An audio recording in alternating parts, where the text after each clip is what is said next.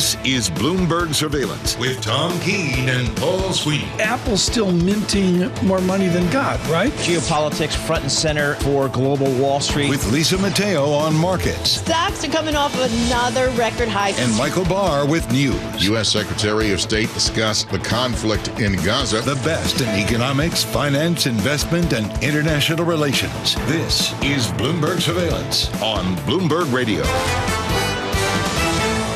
Good Thursday morning from the Bloomberg Interactive Broker Studio in New York City to our worldwide audience. We are streaming live on YouTube, so head over to that internet thing, youtube.com, search Bloomberg Live Radio, Bloomberg Podcast. That's where you will find us. Tom Keene, he's out today. He's allowed to be off? I have no idea. Thankfully, the Carol Massar is sitting in for Tom Keene. Will take care of us for the next 3 hours. Lisa Mateo is here. Tucker's around, I guess, somewhere. We're not sure. He's always around. He's always around. We got a lot going on here today, Carol. Quincy Crosby, we're going to start off strong with Quincy. Just get your thoughts on these markets going forward. We're getting to the meat of the earnings season. Tracy McMillan, head of Global Asset Allocation Strategy at Wells Fargo.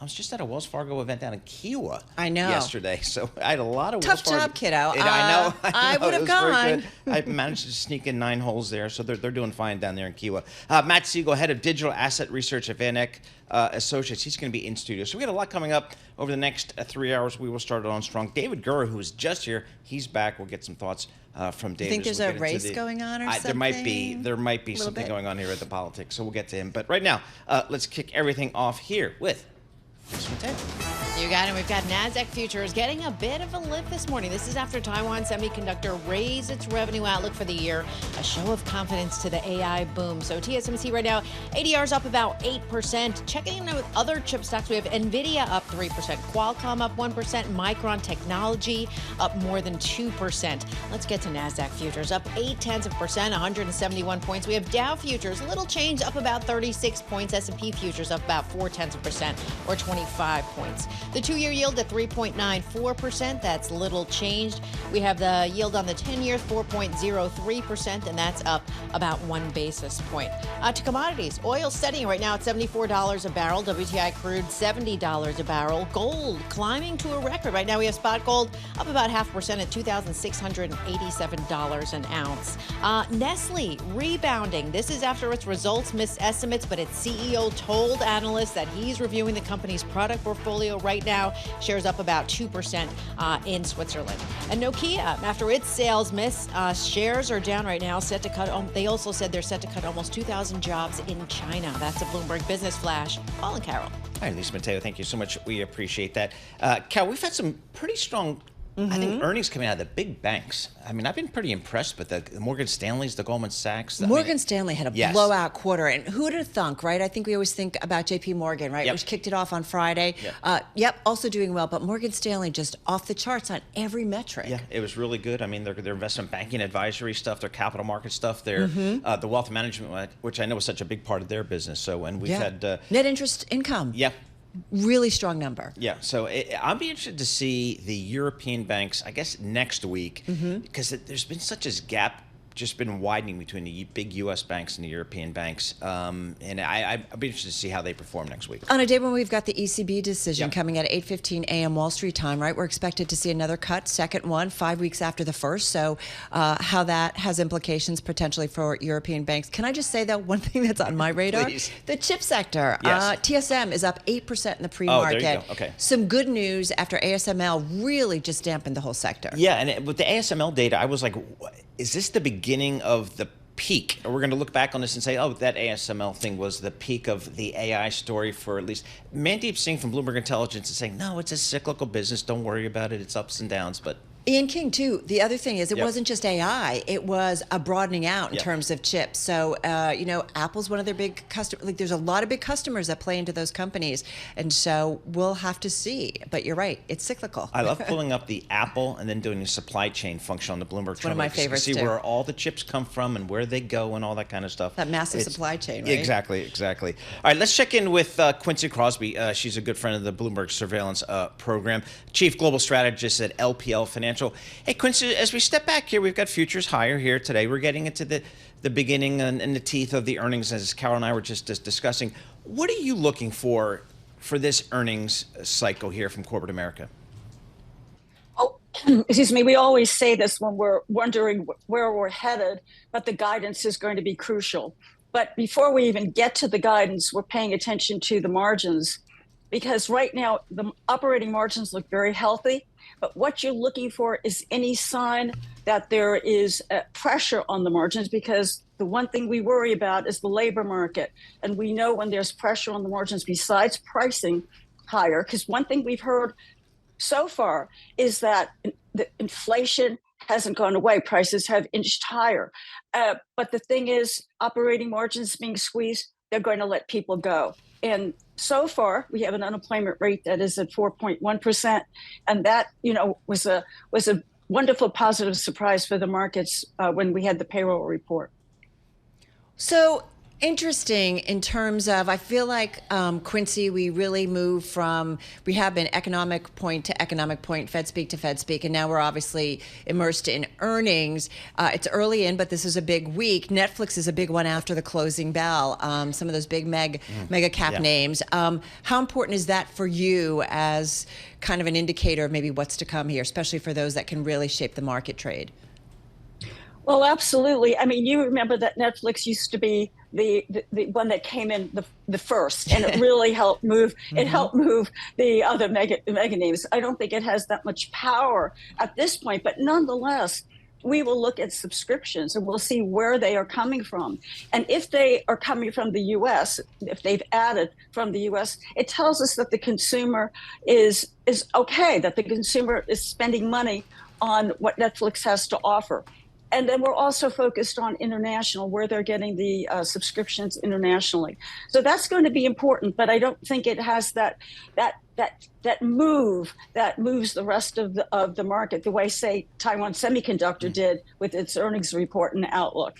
So, Quincy, I think this market for a long time, the last several years, has really been driven by the tech trade, maybe the Mag 7 trade. Yes. Is that still as important today as it was over the last several years, or is this market actually broadening out? Well, it certainly is broadening out, but you have to admit that the earnings that they have, the strength that they have, even when they inch just a little bit lower, is powerful. And the fact of the matter is, yes, it is cyclical.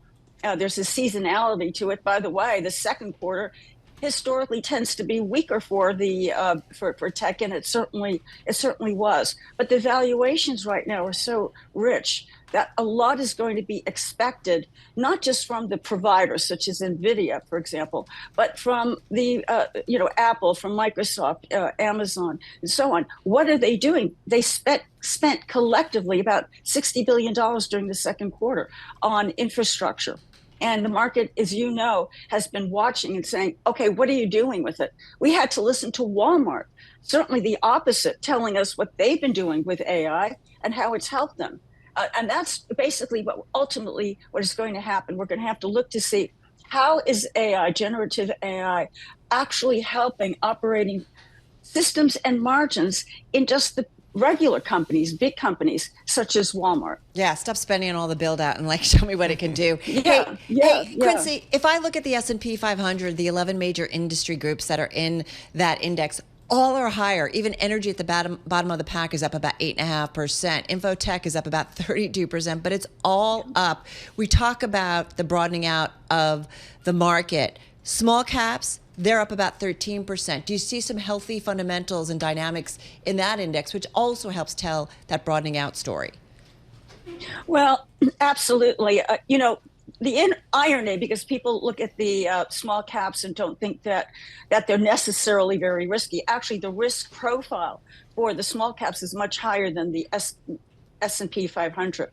And what they need is, obviously, they need an environment, a backdrop where the economy is solid. They need a backdrop where the rates are coming down. So they're getting the rates coming down just a bit, but we want to make sure that they are healthy, and therefore you need a solid economic backdrop. And certainly right now, the Atlanta Fed GDP now, I think it'll change when we get the retail numbers, but it is looking at about 3% or a little bit more than 3% for this quarter. Certainly not stellar, but certainly resilient and solid. So they need that. But what's helping them is the big banks. there is a preponderance of banks in the small cap arena, and the large banks, that the halo effect is certainly moving over into the small cap space. Quincy, should we be concerned about valuation here? What's your thoughts about valuation in this market? Well, it's rich, and not necessarily for the ones over in the value camp. But the fact is that when we take a look at the ones like, for example, in technology, they have to perform. This is a market that really is discerning and will punish any slight hint in the guidance that doesn't meet ultimately the valuation. So that's one thing that, the market has been, in essence, worried about and concerned about. But the big banks have just been saying, okay, how do you think we're doing? And it's nice to finally see that, because I remember when we always said, if the banks don't perform well, what do you expect from the rest of the market or the economy? Yep. So it's good to see these numbers coming out. And they've followed up with bond offerings almost to a person, to a company. Like right after earnings, exactly, right? Exactly. Quincy Crosby, thank you so much for joining us. Quincy Crosby, she's a chief global strategist, LPL Financial, joining us here with our news in New York City. Here's Michael Barr. Thank you very much, Paul. Carol, Lisa, Kamala Harris has taken a bid to court conservative voters to Fox News. And the conversation with Fox anchor Brett Baird turned testy almost from the first question when he asked Harris whether she regretted reversing former President Trump's border policies. The first bill, practically within hours of taking the oath, was a bill to fix our immigration system. Yes, ma'am. It was called the U.S. Citizenship Act of 2021. Exactly. It was essentially a pathway to citizenship for the... Yes, ma'am. May I finish responding, please? Former President Trump, meanwhile, held a town hall with Latino voters on the Spanish-language Univision network. One voter asked if Trump really believed that Haitian migrants in Springfield, Ohio, have eaten people's pets. This was just reported. I was just saying what was reported. That's been reported, and eating other things too that they're not supposed to be. But this is all I do is report. I have not. I was there. I'm going to be there, and we're going to take a look, and I'll give you a full report when I do. A Georgia judge has declared that 7 new election rules recently passed by the state election board are illegal, unconstitutional, and void. Fulton County Superior Court Judge Thomas Cox issued the order after holding a hearing on challenges to the rules. The rules that Cox invalidated include 3 that had gotten a lot of attention. One that requires that the number of ballots be hand counted after the close of polls. And former One Direction singer Liam Payne was found dead in Buenos Aires at just 31 years old. Buenos Aires police say that Payne either fell or jumped from the 3rd floor of a hotel balcony. After the band split in 2015, Payne embarked on a solo career. Authorities are investigating the circumstances of his death. Global news 24 hours a day, and whenever you want it with Bloomberg News Now. I'm Michael Barr. This is Bloomberg. Paul, Carol, Lisa. All right, Michael Barr, thank you so much. We appreciate that. American shoppers forego faster shipping to stretch their budgets. More people are switching to slower delivery options to save money. And profits at FedEx and United Parcel Service are getting squeezed. How does that save you money? Is that, is that a real thing? Are we doing that? So you want to save money so you don't want it as fast. Well, yes. You save a few bucks that way. You do. I kind of might do it. You might do that. I guess that's a way. We do a basket in our family because we were like, everybody's like, I need it right now. And so it's like once a month or once every 3 weeks. That's how we're trying to do it with the Amazon account. Rein in the kid. Rein in the wife. Boxes are still piling up. All right, we got the S&P futures up 24 points. NASDAQ up 167. We'll have more coming up. This is Bloomberg. Good morning.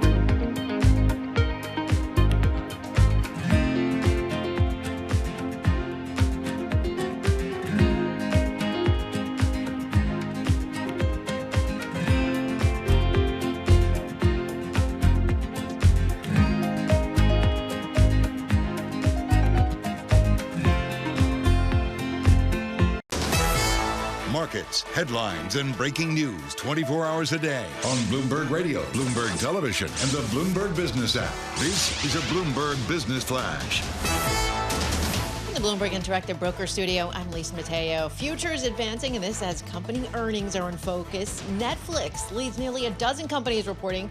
Netflix reports later this afternoon. Right now, checking with their shares are up about 0.3%. Let's get to Nasdaq futures up 0.8%, 164 points. Dow futures up 0.1%, 64 points. S&P futures up about 0.4%, 24 points. The 2-year yield 3.94%. That's little change. The yield on the 10-year 4.03%, and that's up about 1 basis point. I have to point out Bitcoin right now down nearly 1% at around 66,000. Now we mentioned Netflix earnings after the close. So far this morning, we've heard from M&T Bank up more than 1.5%. Provision for credit losses for the third quarter beat estimates, and Truist Financial up more than 0.5%. Reported taxable equivalent net interest income for the third quarter met estimates. And finally, aluminum producer Alcoa up more than 5%. Reported better than expected adjusted EBITDA for the third quarter.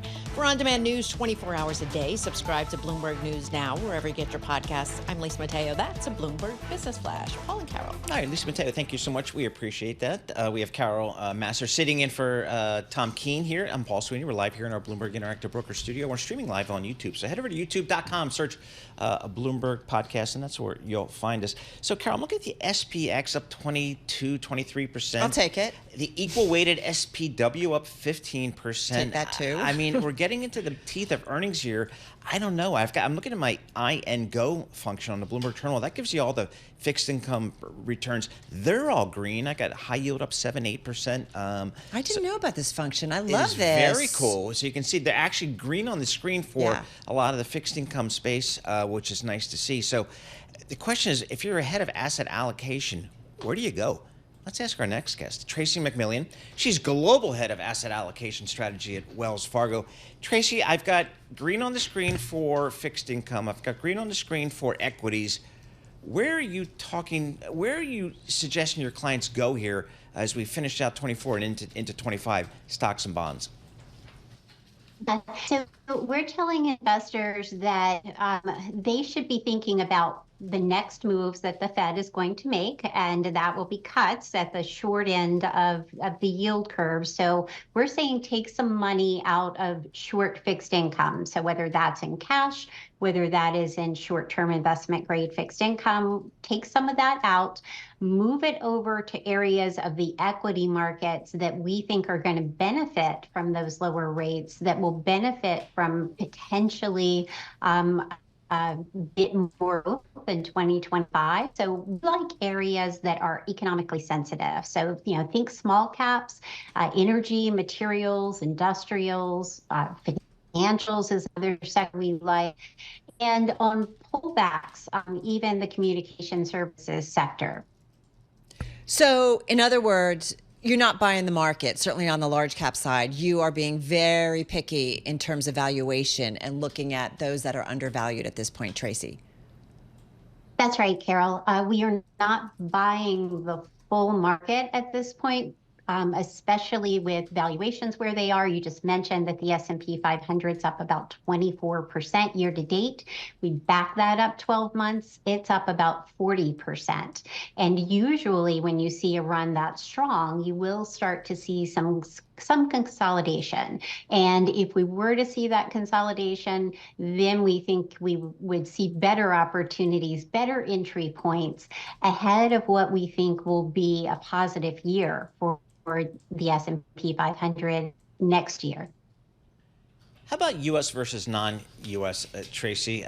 You take a look at some of the, just say the U.K. market, for example, or the European market. Boy, you got that valuation call there that always looks so enticing. How do you think about the U.S. versus non-U.S.? Yeah, developed markets have had a very tempting valuation for a long time.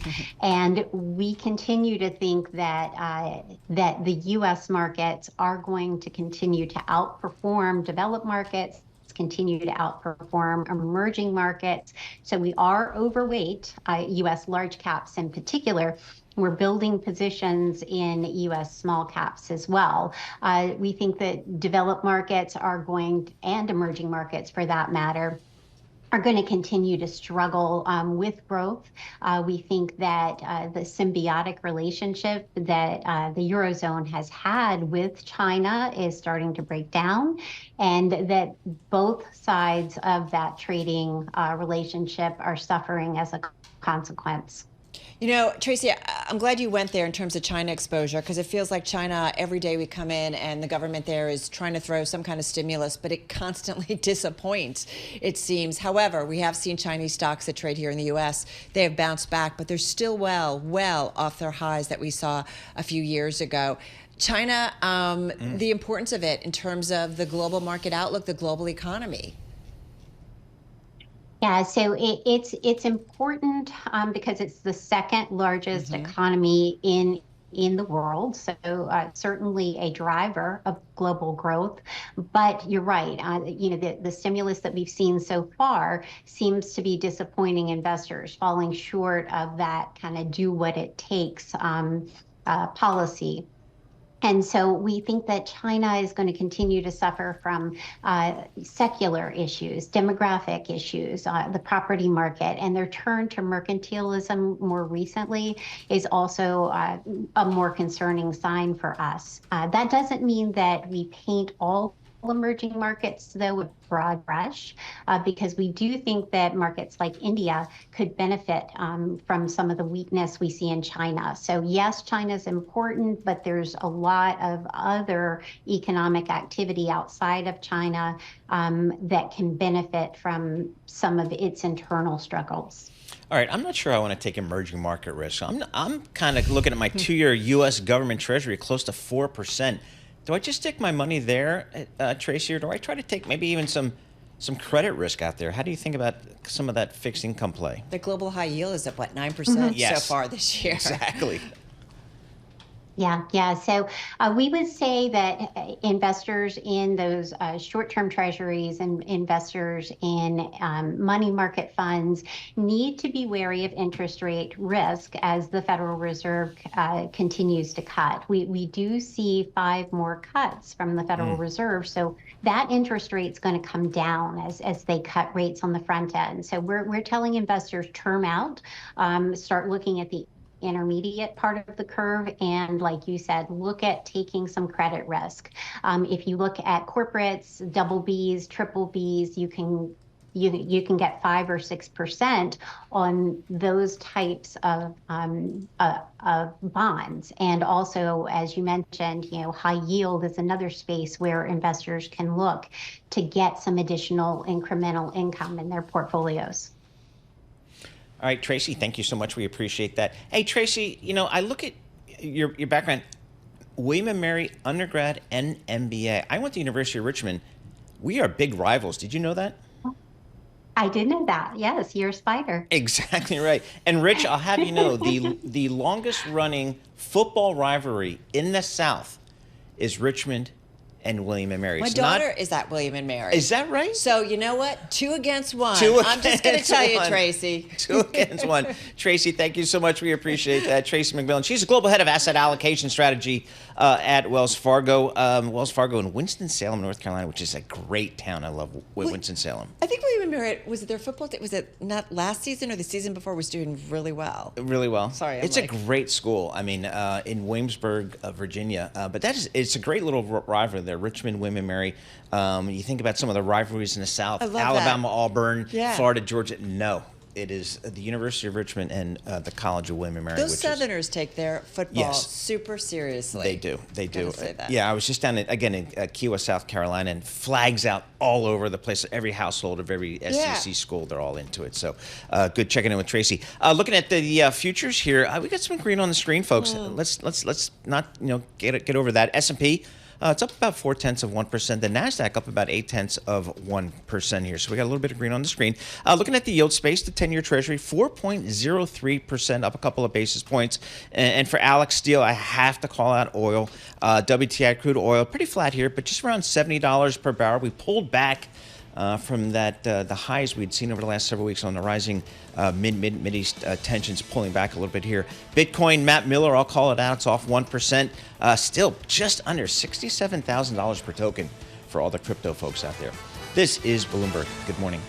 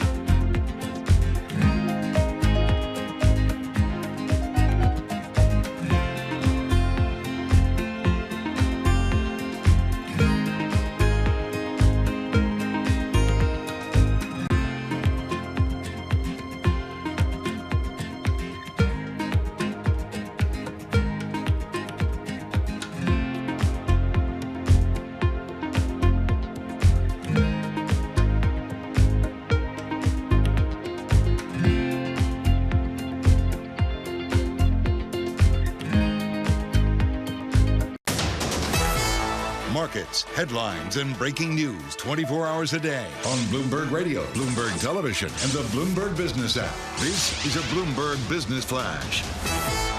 From the Bloomberg Interactive Broker Studio, I'm Lisa Mateo. Futures advancing. This is ahead of a busy morning of economic data for further clues on the pace of Federal Reserve easing this year. Today, we'll get the latest reading on retail sales, jobless claims, industrial production. Tomorrow, it's on to housing starts. So we have NASDAQ futures up 0.8%, 162 points. Dow futures up 0.1%, 72 points. S&P futures up 0.4%, or 24 points. The two-year yield, 3.94%. That's little change. The yield on the 10-year, 4.03%, and that's up 1 basis point. We have Brent crude, $74 a barrel. WTI crude, $70 a barrel. We have spot gold at $2,687 an ounce. Few companies making news. Circle K operator Couche-Tard said it's interested in buying the entirety of 7-Eleven owner Seven & I. It pledged to keep its Japanese operations intact. Now, Bloomberg reporting Couche-Tard is likely to face some tough antitrust review from the U.S. if it moves forward with that bid. We have Couche-Tard up more than 1% in Canada, Seven & I down 0.5% in Japan.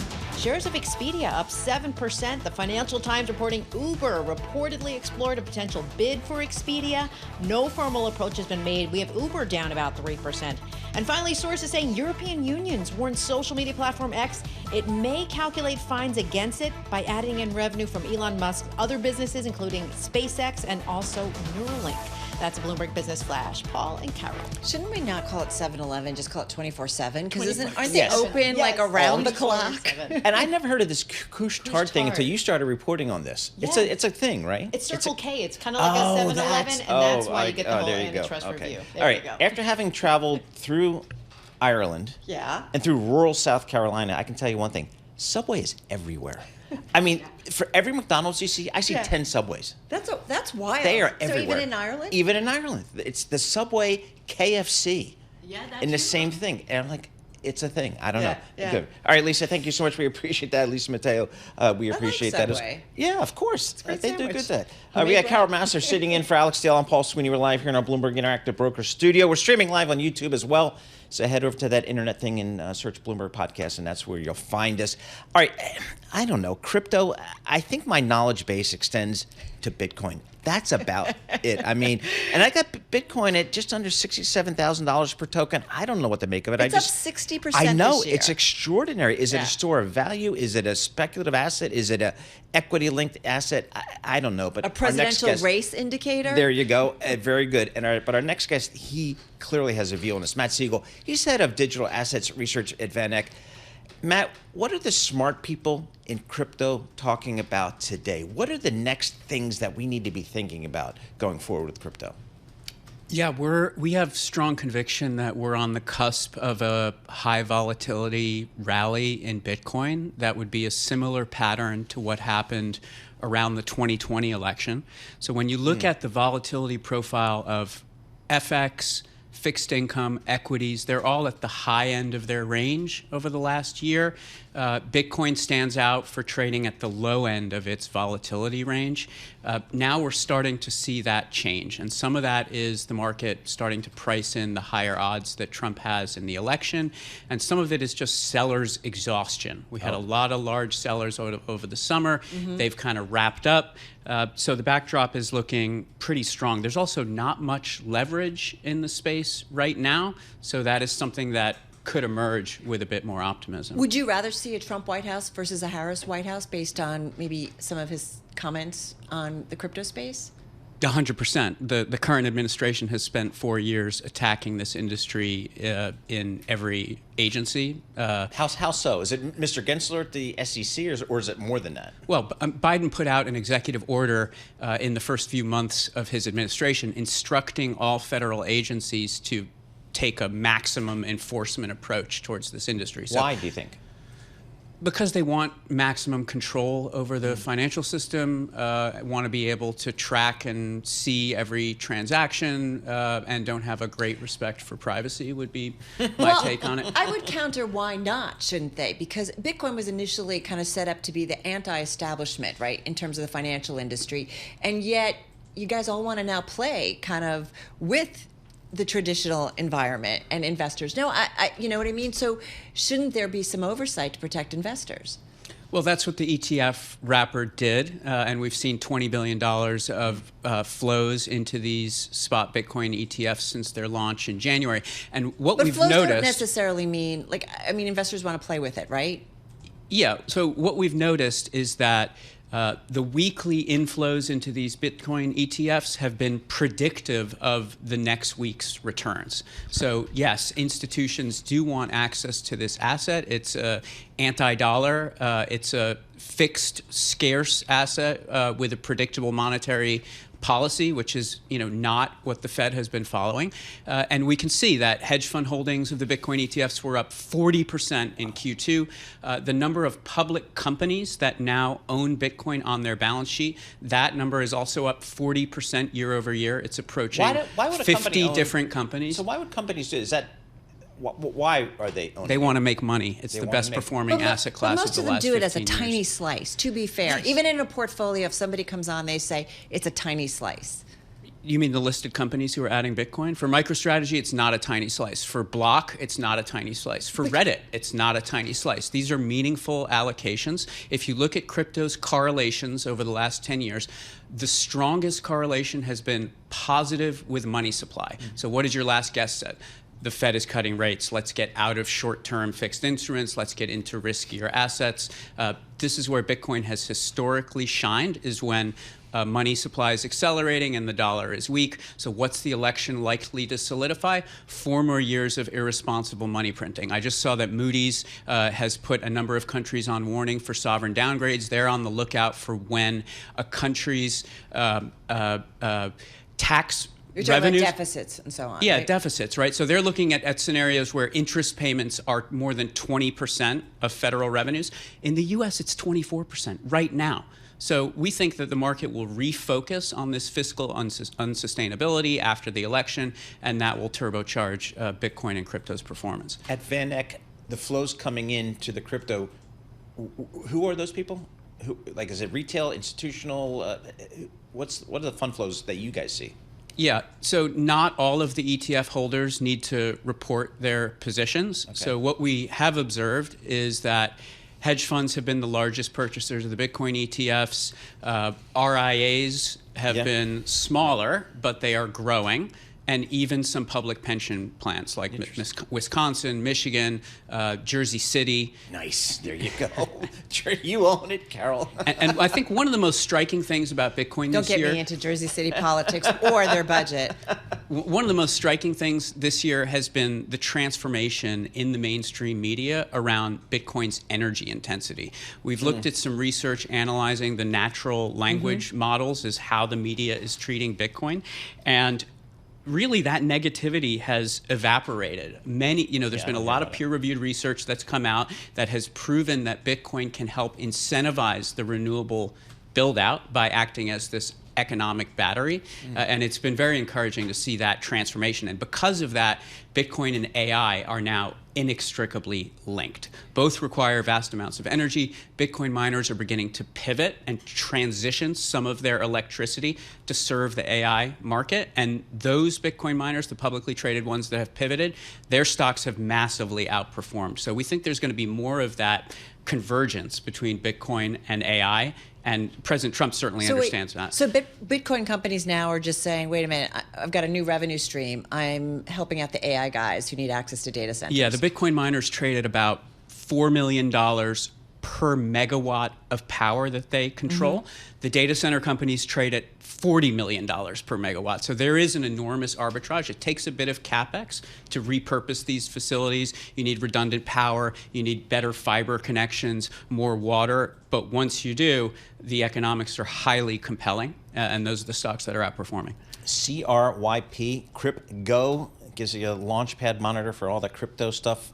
Bloomberg's got it. What else besides Bitcoin should I be focusing on in the crypto space? Yeah, well, we like these smart contract platforms. These are the automated open source databases that act like an open source app store. So Solana and Ethereum would be among the most prominent. We've got regulators in the US and the EU suing all of big tech for monopoly. It's head scratching to me that the regulators don't incentivize growth in these open source app stores that can take margin away, provide competition to the closed walled garden app stores. So Ethereum, Solana, these also look quite strong to us. Matt, maybe I'm just stupid. Like, I still try to understand Bitcoin, cryptocurrencies, what will be their role longer term? And I kind of understand blockchain in terms of putting some important documents and so on and so forth. I think that can cut out a lot of middlemen and be efficient, and understanding ownership. But tell me, like, what is still, like, I don't go shopping with Bitcoin. I don't pay bills with Bitcoin. Matt I don't Miller transact. tried to do that. He tried, and he still tries, right? Yes, he does. But I Bless his don't, soul. right? And I understand we're going to get the emerging markets application, but it isn't widespread. So what is ultimately the end game with Bitcoin? And I ask that with pure respect of trying to understand where this goes. At its heart, this is an emerging market asset class that provides an alternative to the U.S. monetary policy. And when we look at surveys around the world, the countries that are most optimistic about Bitcoin tend to be the youngest countries, Nigeria, the Philippines. The countries that are least optimistic about Bitcoin are the oldest countries, Germany, France. So we think of it as a way to get exposure to emerging markets in a 1% position, what it might take you a 5% position in an emerging markets fund to do. And meanwhile, that 5% position is 30% China. We're not seeing a lot of demand for that specific allocation from our clients. Great chat. Yep, awesome.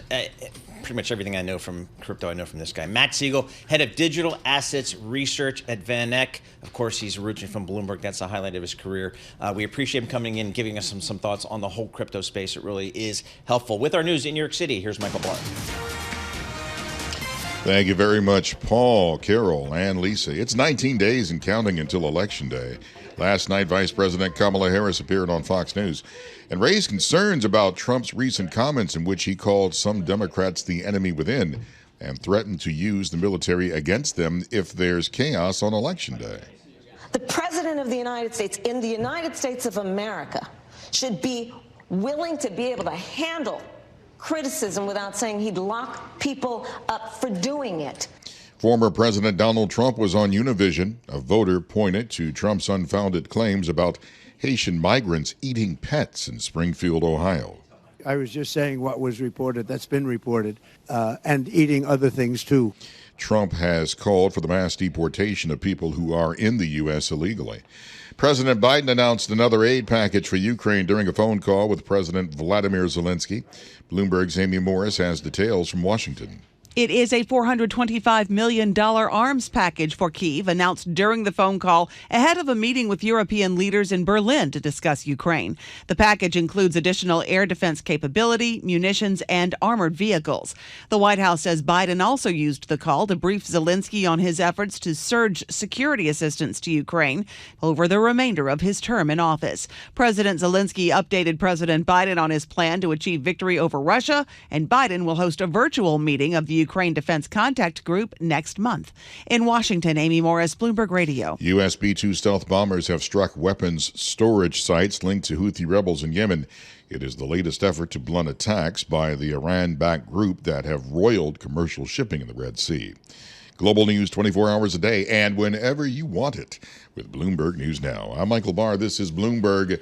Paul, Carol, Lisa. All right, Michael Barr, thank you so much. We appreciate it. So in your sailboat, where do you guys go? Like, we play a lot in the Sound. We go up to like the Vineyard. Do you? I mean, that's like ocean. Yeah, it's really cool stuff. We saw, whale for the first time a year or so ago. Not this past summer, but the year before. It's kind of cool. Like, do you like sleep on the boat? I sleep on the boat. We cook on the boat. We have Starlink on the boat, so we can Can we bring the dog on the boat? The two dogs come on the boat.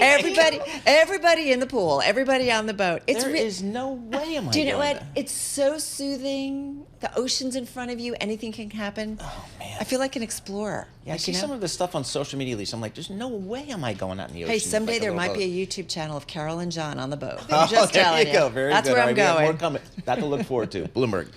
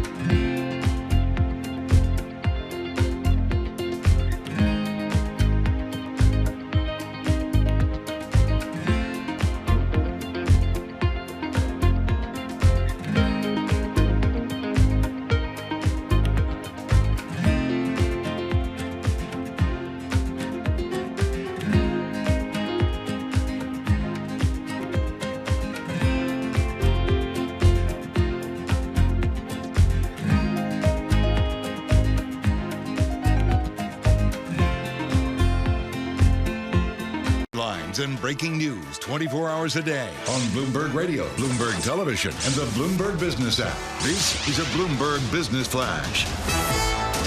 From the Bloomberg Interactive Broker Studio, I'm Lisa Mateo. NASDAQ futures leading the charge after Taiwan semiconductor manufacturing sparks a recovery in chip stocks. Right now, TSM, checking with them, they're up about 9%. NASDAQ futures up 0.7%, 161 points. Dow futures, little change, up about 39 points. S&P futures up 0.3%, 23 points. The two-year yield, 3.95%, little change. The yield on the 10-year, 4.03%, and that's up 2 basis points. Stocks on the move. EV maker Lucid Group down 17%. Its estimates for third quarter loss from operations wider than analysts' estimates. And railroad company CSX down 4%. Third quarter revenue, earnings per share missed estimates. Analysts pointed to the impact of hurricane activity. That's a factor there. And Carol, yesterday, remember we talked about that bake shop at Disney who was charging a ridiculous price for $27 bucks. Yes. Okay. Today, Disney in the spotlight for its pricey perk. If you want to skip the line, they now have a Lightning Lane Premier Pass that will cost $400 per person per day. Per day. I know. Stop that. Can you believe you were just there? I was just there. Did you pay for stuff like this? No, although my girlfriend, who's a veteran Disney person, love that. She purchased, I think, a Lightning for a couple of rides specifically. That's crazy. Yeah. I'm sorry. That's ridiculous. It really is. And the initial ticket's like a few $100, right? Just to get in, to walk through the gates. So I'm at the Kiwa thing yesterday, which, by the way, they love me at Kiwa. I'm like their guy. They all know me by name. There's a story there. Chicken salad wrap and a little container of cranberry juice, $27.50. I mean, that's not so bad. I thought that was you crazy. Drink. No, it's a lot. That's a lot. It was just crazy. And then you get the thing. Do you want to tip the person? Here's my tipping thing. Sit, I'll tip. Stand, no tip. Listen, I'm the same thing. I go to buy like a loaf of bread and there's like a tip jar. I'm like, I just asked for you to pull something off a shelf, put it in a bag. Yeah. Right. So, I even bring my own bag. Sit, tip, stand, no tip. Tip, stand. There we go. Now, a look at the front pages. What's making news around the world?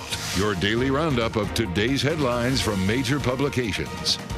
I still read the newspapers, so your daily look at the front pages of around the world is brought to you by Interactive Brokers Portfolio Analysts. Consolidate and analyze all your financial accounts on one powerful dashboard for free. Sign up for Portfolio Analysts. ibkr.com/free PA. The Journal and the Times, I've been doing it since 1986. I'm not going to stop. That's the way I start every day. Do you still really read? Yeah, every day. That's really cool. It's the Journal. Do you have and an Times. app? Yeah, I do that. Okay. I'm actually digital now. Yes, so he's not on the I don't have the actual ink on the hands that you have to wash off when you get Just into the checking. office. So good. Lisa Mateo, what do you got for us today? All right, Financial Times. Okay, you talked about him. Okay, this was in the Financial Times. Another perk to Ozempic, similar products, GLP-1s. A study shows that it cuts opioid alcohol abuse by up to half. Now, this was published in the journal Addiction. So they took an analysis of more than 500,000 people with a history of opioid use disorder, and it showed that more than 8,000 who were separately prescribed GLP-1 drugs had a 40% lower rate of opioid overdose than those who did not. So it's kind of showing this other side. You've been hearing about these different perks that GLP-1s can do, but this is another side to it because you have the opioid epidemic, and now this adds to it. This is so cool. It has to do with like the brain's reward system, right? And you're wondering like it's triggering off something. Correct. I feel like every time we talk with our Madison Muller who covers it, this is the drug that is going to solve everything that ails us. It's unbelievable. It's unbelievable. I have some firsthand experience with these GLP-1s. Yeah. Man, they work. Yeah. I mean, I've seen it too. But the nausea is unbelievable. Once they figure out to get rid of the nausea side effect, this thing is put it in an oral thing where you just take the pill. This thing's going to be, everybody's going to be doing, I think. I'm Crazy telling you. stuff. And then you add this to it. My Yep, gosh, exactly. It's going to explode. All right, what else? All right, so do you feel like your body takes a little bit longer to bounce back? Yes. Okay, there's a scientific reason behind this. It's called biological resilience. Okay, this is what it's called. But this was in the Wall Street Journal, so it basically shows different things: parenting, work, changes in exercise habits, menopause. All of these stuff add up a lot of stress on your body, and as you get older, it gets worse. You lose muscle mass while you age, so you have a greater risk of injury. Like all of these different things. So what they say you're supposed to do is eat fewer calories to maintain weight, but they also say as you have more medication, side effects affects you more. But they pointed out something. They said at 2 ages, this was another thing, between 44 and 60, those 2 marks were like the ones that hit you the hardest. So the one that hit me the hardest literally was on my birthday when I turned 60. So that was the one. That You're was 60? Yeah. And Wow. my You knees, look I'm really, like, and my okay, knees can I were like, say this? You look really good. Yeah. but for my knees, 60. I'm like, go to my doctor, and he's like, dude, you're just old, man. It's the knees. It's arthritis in your knees. I'm like, no way am I have arthritis. But are we arms or Today's what are we doing leg today? day. Today's leg day, Okay, yes. just want to make sure we have Listen, to. I listen to you guys all the time. You are like unbelievable. Yeah, she is. She's a beast. But it's harder. They even say, like, you know how you used to wake up when you were younger after a night of drinking and then you just bounce back. They say the reason you can't bounce back that much now is because your body's more dehydrated. It dehydrates faster as you get older. We can't win. I just think, I just think what the telltale sign is, like, as you move and you like make those noises, like, like you wake up. It's you like didn't do that when you were younger. Crack the neck. Okay, Chick-fil-A looking for a big plan for chicken domination in Asia. They never want get to Chick-fil-A. move. You've never gotten it? No, I don't. I don't get the Oh, The excitement. whole only time I idea get behind it. Chick-fil-A is when But go ahead. Matt Sorry. Miller brings it in. Like he'll go when he was back before It's he down was the block. Yeah, and he would bring it for everybody. So. Yes. But it is Hankers it's the show, moving. It's exactly. moving. Plans to open in Singapore late 2025. It's this 10-year-long, $75 million investment into Singapore. But they also, what they're doing too, is they're pending out application to be the island's first independent Chick-fil-A franchise owner. So that's a separate thing too. But there's other people out there. There's other brands. You have Shake Shack, Tim Hortons, Cinnabon over in Singapore already. So Cinnabon, that's another one. That's another. I mean, they I don't smell get it. great right in the airport, yeah. but man, No. once you eat them 20 minutes later, you are so Well, see, here's the airport Sorry, thing. The Cinnabon. airport used to be my excuse for the once in a while McDonald's or Wendy's, but you can't find the fast food anymore in these airports because No. they're all gone up these high-end really restaurants posh, and everything right? like that. I mean, like even in Newark, which is my home base, you can't. I was in Terminal A yesterday. You can't find anything. Hey, New Jersey boy, fun. don't make fun of Newark. Exactly. Terminal A, they did We're a great on job. that at Terminal team. A. Come Yes. on. They did a great job All at right, Terminal what A. else you got? Okay, so lastly, Nike. They've been on this hunt for new growth revenues, right? So they think they finally found it. Bloomberg got their hands on this memo to employees, and it said that they're turning to a global push for its outdoor business. It's called All Conditions Gear. So hiking gear, things like waterproof boots, these certain jackets, zip-off skirts, day packs. China is going to be a focus for them, which is kind of interesting in that way. But it's just like a crowded area. I mean, you have Patagonia, you have much. North Face. Like, is this going to work for them?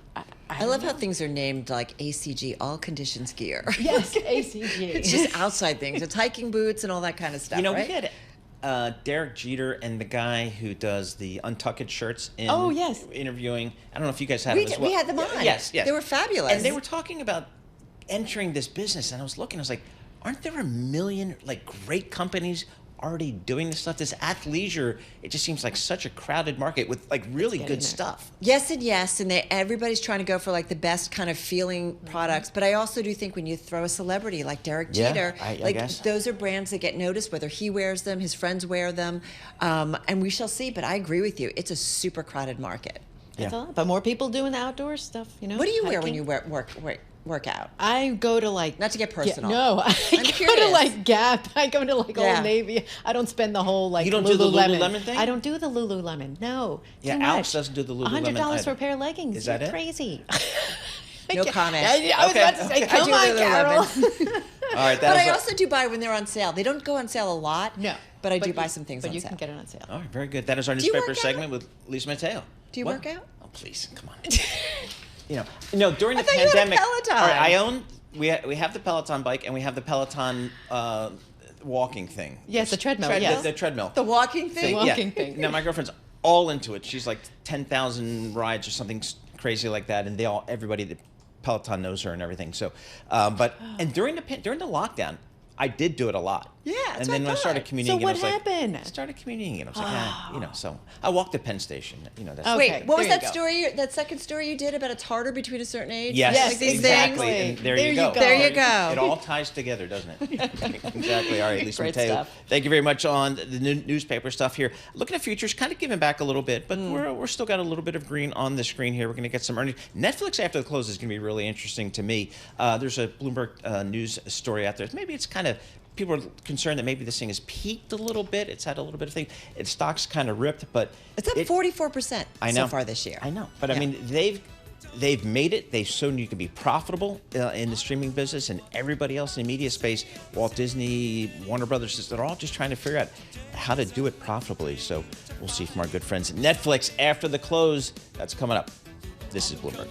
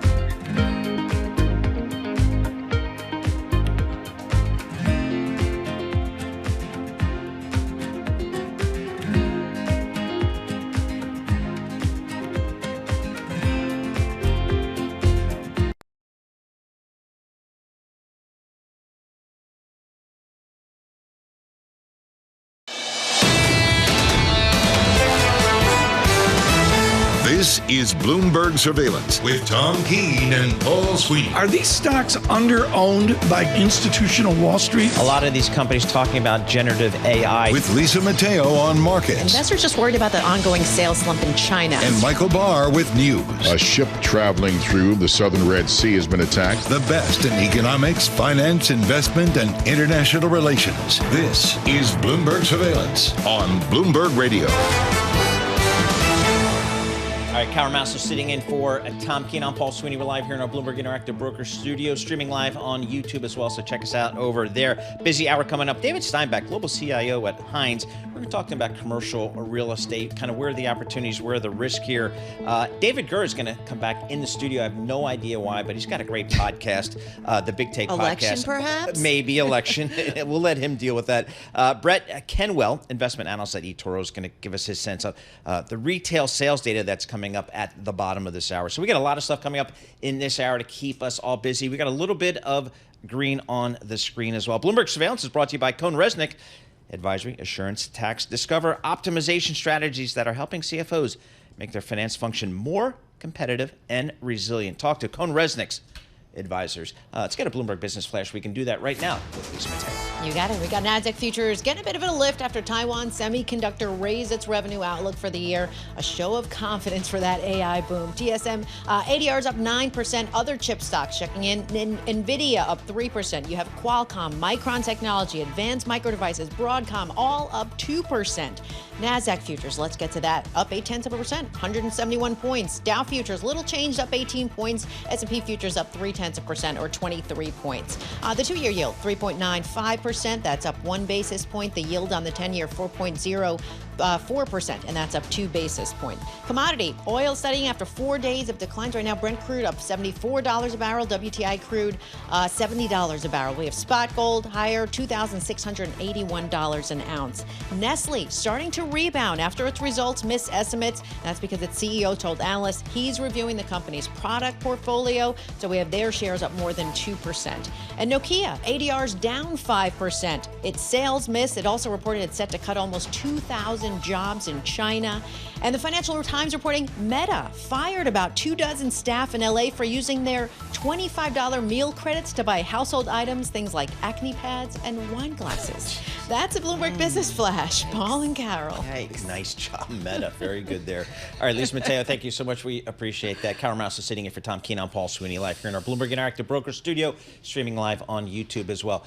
Carol, I make this mistake all the time. I think I'm getting a little smarter on it, but when I talk about commercial real estate, I always just think about office, but that's such a small part of it, and it's all about retail and all this other stuff. Logistics, data centers. Exactly, and There's some so of those much more businesses stuff. are growing very nicely. Our next guest, he knows what he's talking about. David Steinbach, Global CIO of Hines.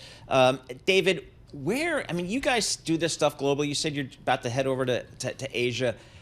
Where are the opportunities in real estate today? Interest rates are coming down. I think I want to have some allocation to real estate here, don't I? Yeah, and certainly it's really important to remember that the private markets are very much uncorrelated to the public markets, and you have to think about them differently. And in the public markets, I think given that what the Fed did a few weeks ago has really been a tipping point in terms of how the market is now feeling about real estate. I mean, it's been almost 2 years of interest rate increases, 500 basis point ride up. Almost unprecedented in terms of what it's done, and that really has had an impact. And now we're on the other side of that officially, and now Jerome has made the cut, and there's a lot of liquidity on the sidelines. And what we're seeing is fundamentals are actually improving in many cases. And so I think while capital markets are still dislocated because they're being cautious, we are starting to see money come back into the market, and there is a lot of opportunities. Let me ask you, because when we were at Milken in May, you said we are at a moment when there is real opportunity, and you were curious to see what comes this year. So that's about 6 months ago. Are the opportunities happening where you're actually, okay, we're ready to buy, we're ready to invest? Well, first on the fundamental. And I know it's hard to lop it all together because there's so many different geographies, so many different verticals. Right. So first on the fundamentals, the last 2 quarters, office as a sector has seen positive net absorption. So what that means in the real estate world is that means that there was more positive leasing than givebacks. So for 2 quarters of positive net absorption. First time in 5 years we've seen vacancy rates come down. And so the fundamentals are improving. The building I sit in Houston, Texas, where it's, there really is, capital is not, focused on Houston for office, but, the building's 98% leased and the rents are some of the highest the city's ever seen. And so the fundamentals are doing quite well. Meanwhile, the capital markets still remain cautious within that sector. So if I want to go out and buy a piece of real estate, whether it's an office building or a data center, who's going to lend me the money? Yeah, so on the lending side, it is really interesting to see what's happening. And I believe the regional banks will still stay on the sidelines. A lot of the larger banks are starting to come back in. But what we're really seeing is a rise of private credit come in and fill the gap. And so that's happening across the board. We're also doing There's that. certainly a lot of it out there. There is. Yeah, there is. It's a private credit. We think will fill a lot of that gap and is being very active right now. What even are the in the terms office on sector. some of that, though, where private money is coming in, private credit? Yeah, I mean, the private money, I believe, is just as competitive, and it is competitive, and it's causing helping liquidity to come back. So globally, where do you guys see opportunities these days? Yeah, I mean, the U.S. right now is probably my number one place that I'm focused on. Last year, I would have said Europe. Europe was repricing faster. This year, I'd say the United States, and I think Europe is also still going to be a big opportunity this year. Wow. What kind in U.S. specifically? Like where do you want to put some money? Yeah, so while we do see the dislocation on the office side, our main focus right now is on living as a sector broadly and retail. But both those are, I think, going to be a good story to tell this next year. Industrial is still interesting, and there's a big wave. Obviously, there's a macro trend there that's important, but it is oversupplied right now, and there's a lot of new supply still coming. And so for us, living and retail are the top 2 sectors. If I want to buy a building in San Francisco today, what would I bid, do you think? I mean, would you recommend I do that? And is there a value where you just have to? Yeah, I think, first, again, real estate's a big sector. And I today would buy multifamily right now in San Francisco. I do think it is where the pricing is and the entry point is, I think is good. I think, and I think broadly on the West Coast, we're seeing multifamily come back.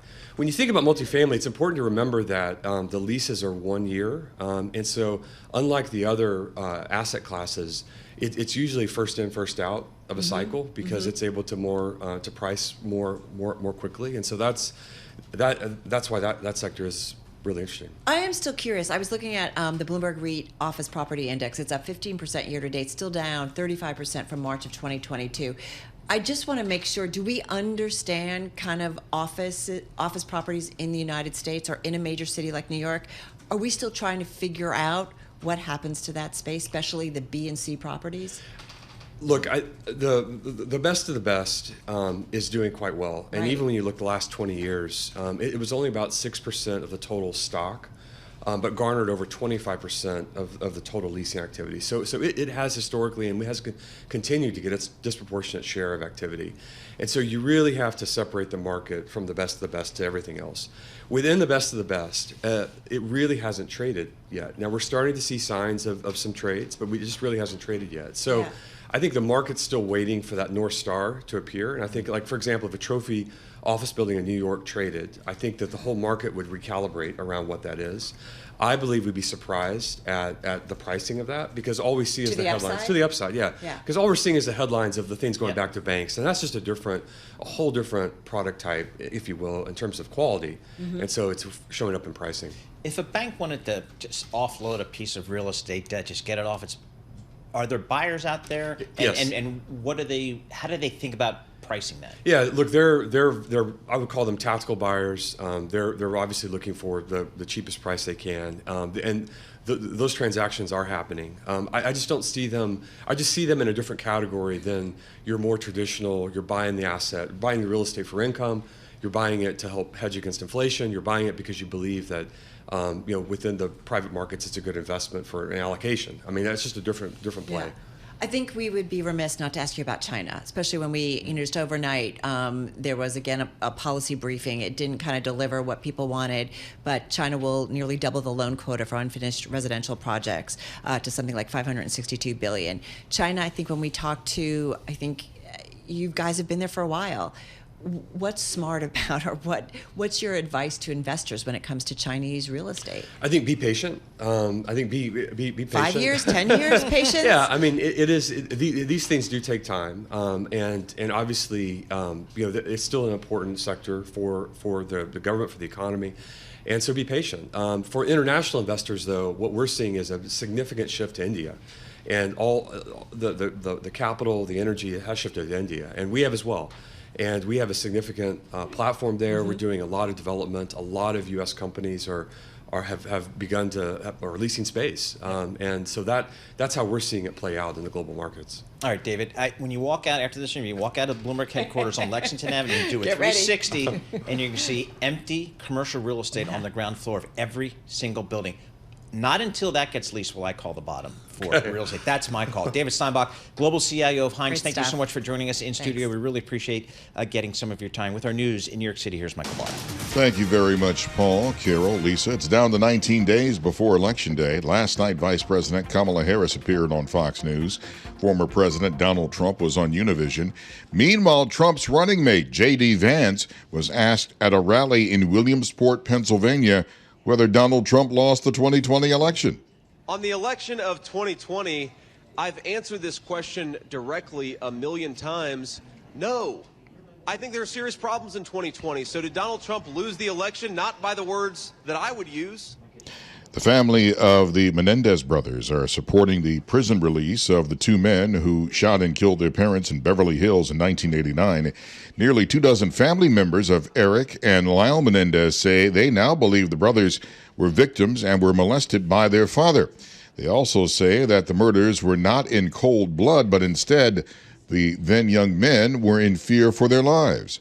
Lyle and Eric's attorney, Mark Garagos. It corroborates what the family members said was the very uncomfortable rule in that house that you could not go down the hallway if Jose was with one of the boys.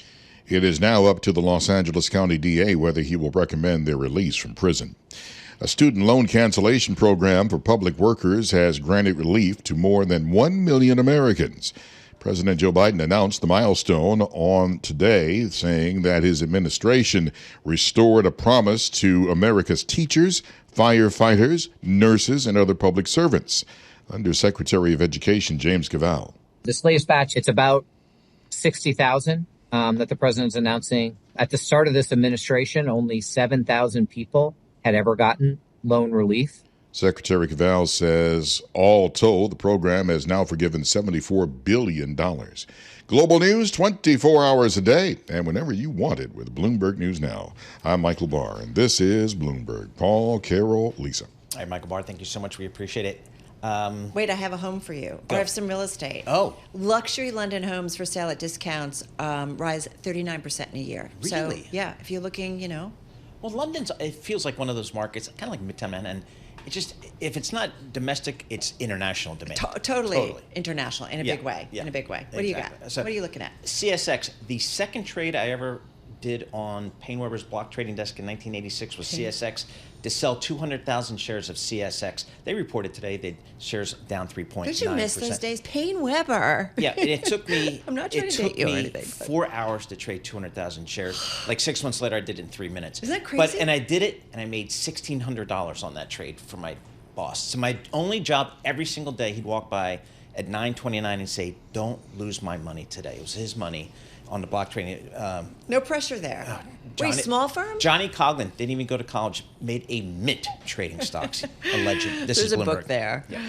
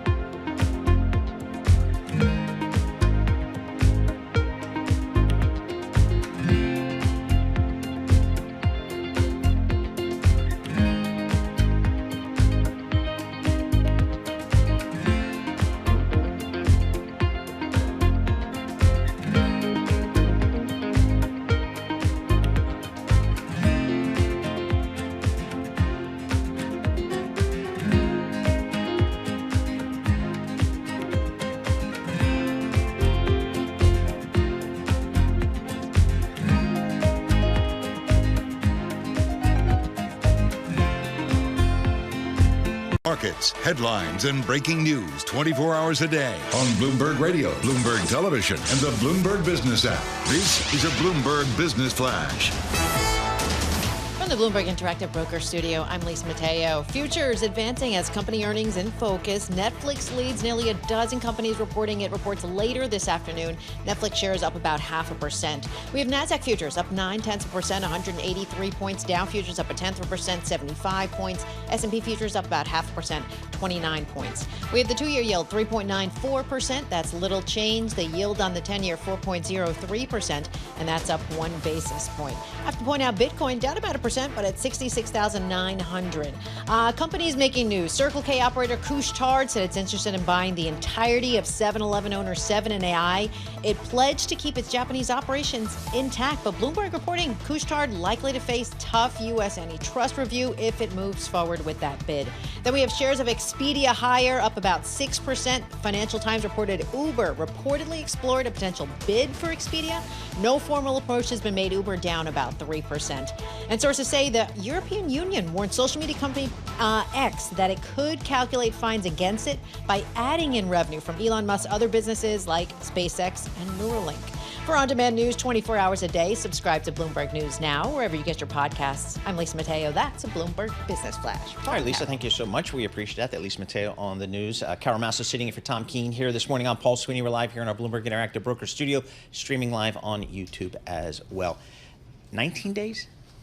19 days to the election. David Gura, you do the podcast thing. I don't know. What do we do in 19 days? The Big Take podcast. Thank you. The Big Take podcast. If you're either candidate, what do you do with 19 days left, I guess? I've got a piece of paper at my desk just noting where each of these candidates is over the next few days, and it's hard to keep track of because they are traveling a ton. But I think what we've seen in the last couple of days is them trying to reach out to this very small sliver of the population that remains undecided. So you had former President Trump going to Miami to do this town hall with Univision. You had Vice President Harris sitting down in Pennsylvania with Bret Baier of Fox News. I think that her goal for that interview was to reach Republican women voters. And as I watched that interview unfold, it was interesting. There were no questions about reproductive rights, no questions about abortion. That's really what the Harris campaign has kind of been focusing on, to try to get some of those women to support her campaign.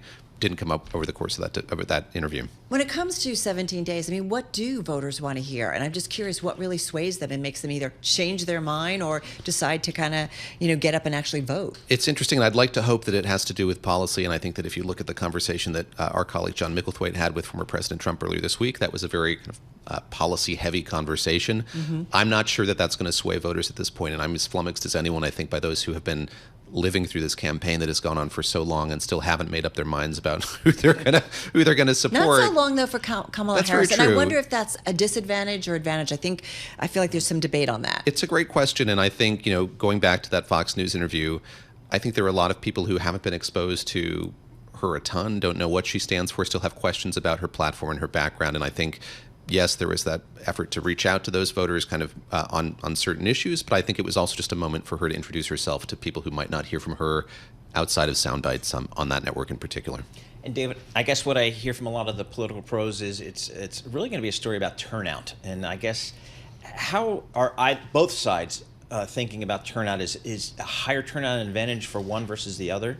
We know a lot more about the ground game that the Harris campaign has constructed. And of course, I think one of the more astonishing and interesting things about that transition that took place in July is that Kamala Harris inherited the campaign almost wholesale from President Biden, the staff, the whole apparatus. And so we know that they've raised an incredible amount of money, $1 billion, and they're deploying that on advertising, digital and TV advertising, traditional advertising, but also on the ground game as well. So in the memos that the campaign management puts out, they emphasize a lot how many volunteers, how much staff they have across the country, particularly in those swing states.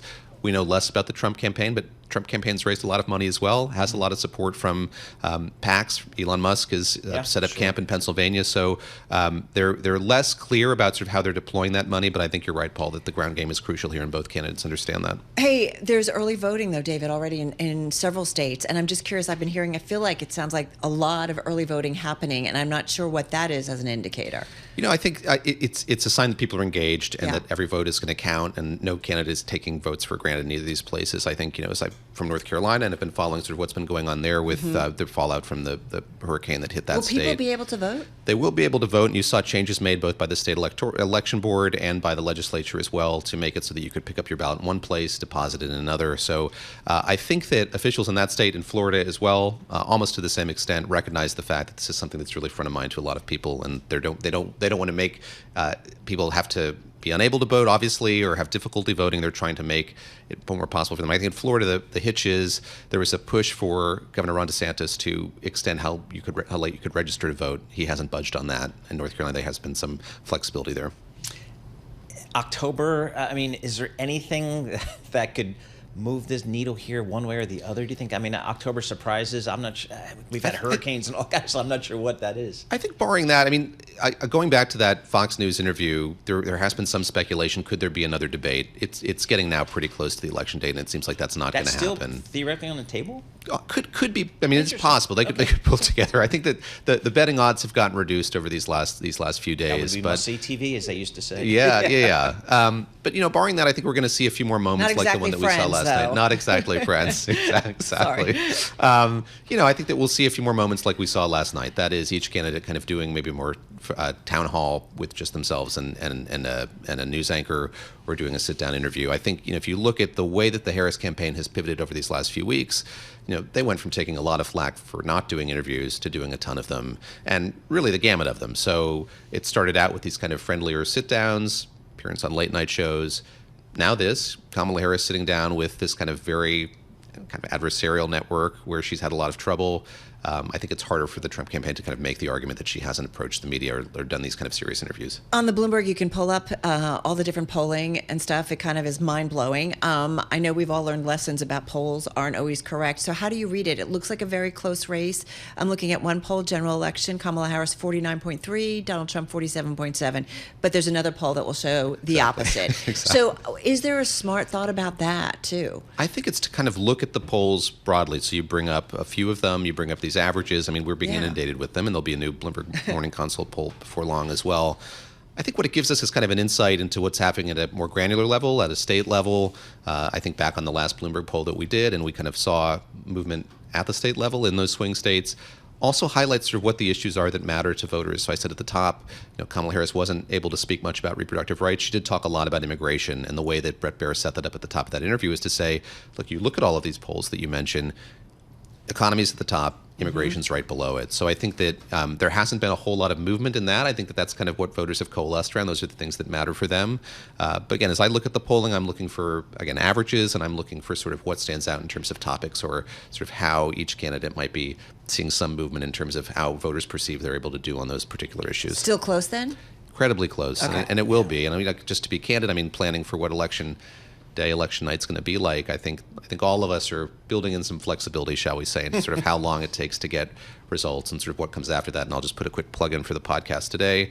My colleague Saleha Mohsen, who's based in D.C., is doing an episode sort of on all of the litigation that we've seen since the 2020 election and sort of what that portends for this, the fact that the courts are likely to be busy, I think, depending on how this election turns out. Oh, wait, so the lawyers win again. They win again. They always win. You want to know a winner in all of this. We're breaking no news here, but yes, the lawyers always win. All right, David, you're going to be co-hosting Surveillance tomorrow. Somebody whispered in my ear. Yes, with you? Yes. I'll be Where here. am I going to be? Yeah, absolutely. That'll be good. David, he is the host of the Big Take podcast for Bloomberg News.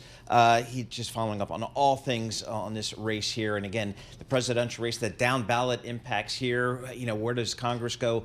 It's going to be a fascinating issue. And again, as David was suggesting, Carol, I don't think we're going to know it 9 or 10 o'clock. Remember that last night. Time around, whoa, right? And it dragged on for a little while, but I think that's the new world order. Yeah, I guess it's amazing. I don't remember growing up having it so razor thin. No, I don't either. I don't know what's really kind of happened as of late, but it's just amazing. But every time I think about it, it's when it's split like that, it's 50% if you think about Trump, 50% who don't like, 50% who do, or, and the vice same versa. goes the other direction. So we have a divided country. All right. So David Gura, host of the Big Take podcast. Thank you so much for that. I get to sleep in tomorrow. Oh, look at you. Woohoo! You can definitely do it for me if you want. If you would come in. I'd like a little REM sleep. That would be kind of sweet. Very good. All right. Futures higher here this morning. Got the S&P up about 0.5%. We've got the NASDAQ up about 0.8%. Yields slightly higher. 10-year Treasury 4.03% on the U.S. government 10-year. This is Bloomberg.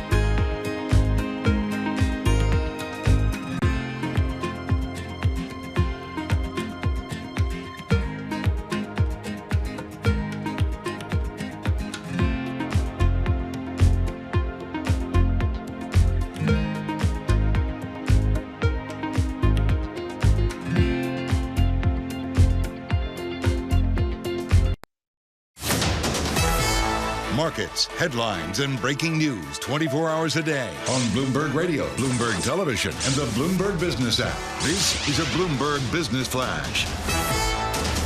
From the Bloomberg Interactive Broker Studio, I'm Lise Mateo. Futures advancing ahead of a busy morning of economic data. We're moments away from the latest reading on retail sales for September, also initial jobless claims for last week. So ahead of it, as we wait for that, let's check in with futures right now. We have NASDAQ futures up about 0.8%, 193 points. Dow futures up 0.1%, and S&P futures up 0.4%. The numbers coming in for retail sales, this is for September, so the survey was for 0.3%, coming in at 0.4%. The prior was for 0.1%. Now, when you take out out, let's say gas and auto out of the picture, the survey was for 0.3%, coming in at 0.7%, and the prior 0.2%.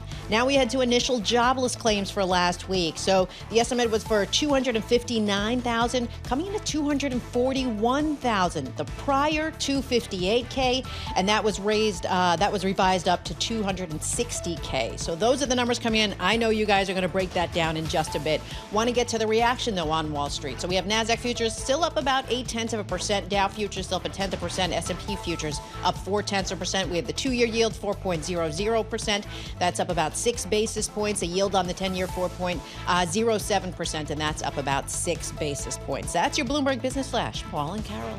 Lisa just nailed it. I think we can just go home. I mean, I got all the economic data I needed. I got all the market stuff. I don't know what we're going to do for the next few hours, but Lisa, Mateo, thank you so much. We appreciate that. Economic indicators are brought to you by Commonwealth, supporting more than 2,000 independent financial advisors with a 2-to-1 advisor-to-staff ratio. Small firm attentiveness, big advisor impact. Go to commonwealth.com to learn about our consultative support and technology. So some good stuff there. Retail sales, Carol, strong. The consumer, I guess, is doing okay. Yeah, absolutely. And I'm looking at, the U.S. Treasury yields all along the curve, spiking up. The 10-year was about 402 heading into it, now at 407. The 2-year shorter end of the yield curve was 394. Now it's above or right at 4. Yeah. So we've definitely seen some reaction. And there's something to those pared back market expectations about Fed rate cuts. Coming that it's maybe not going to be as aggressive as we all thought. And that's okay. If you got a solid economy out there, there's no need to rush on the rate cuts, but the put is there, I guess. Mm-hmm. Let's check in with somebody who actually does this stuff for a living. Brett Kenwell, he's an investment strategist at eToro. So Brett, when you see some economic data like that, the retail sales kind of suggests the consumer's looking okay out there. How do you take some of this economic data we've been seeing recently?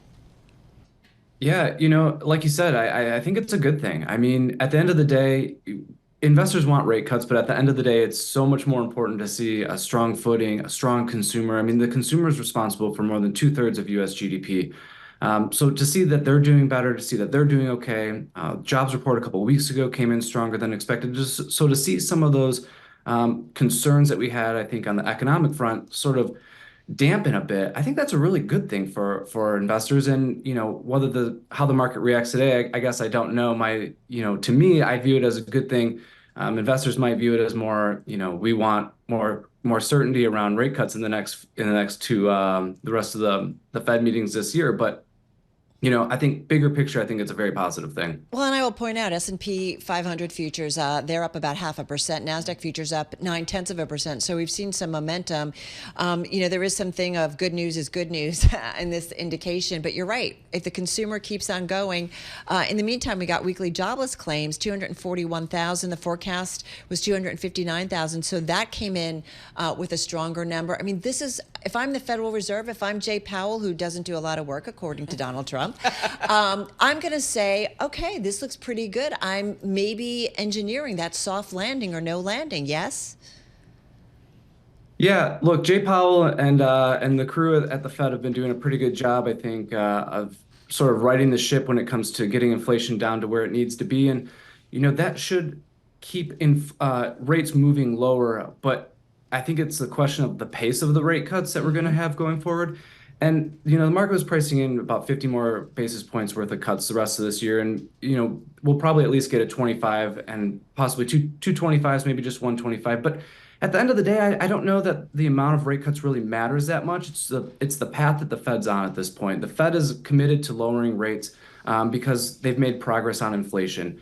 The battle with inflation, probably not ready to call that over yet, but a big part of this scare rate recently has been the weakness we saw over the summer. And there was this big concern that the economy was slowing down, that the jobs market was starting to crack. And that kind of forced the Fed into, cutting rates maybe a little sooner than they had necessarily wanted to. But to see this sort of balancing back out in the jobs market and in, today's retail sales number, the jobless claims number being better than expected, those are all really good positives for investors to focus on. So give us your equity call here. It sounds like we've got a Fed that's got on a good cutting kind of mode here, and we've got some decent earnings. How constructive are you on the equity business? We remain constructive on equities, and I think it's because we have, a really strong foundation in place. When you look at the earnings growth expectations for the next 6 quarters, they're very strong outside of this upcoming quarter, this quarter we're reporting right now. The next 5 quarters call for double-digit earnings growth. The economy continues to chug along. The Fed is now, as you mentioned, in a rate cutting cycle. These are all positives for long-term investors, even though we do have sort of those short-term headwinds in place. We have, the elections coming up. We have the next Fed meeting is 2 days after the election. We're a few days into earnings season. So, a month from now, we'll look back and all these things will be in the rearview mirror, and maybe they create a pullback or a short-term dip. But I think going forward that those pullbacks are going to be opportunities for long-term investors, assuming that this backdrop remains in place. Hey, Brett, what's cool about talking about you and the eToro platform is that you guys can see what investors are actually doing, where the flows are going, where they're going out of. What are you seeing as of late?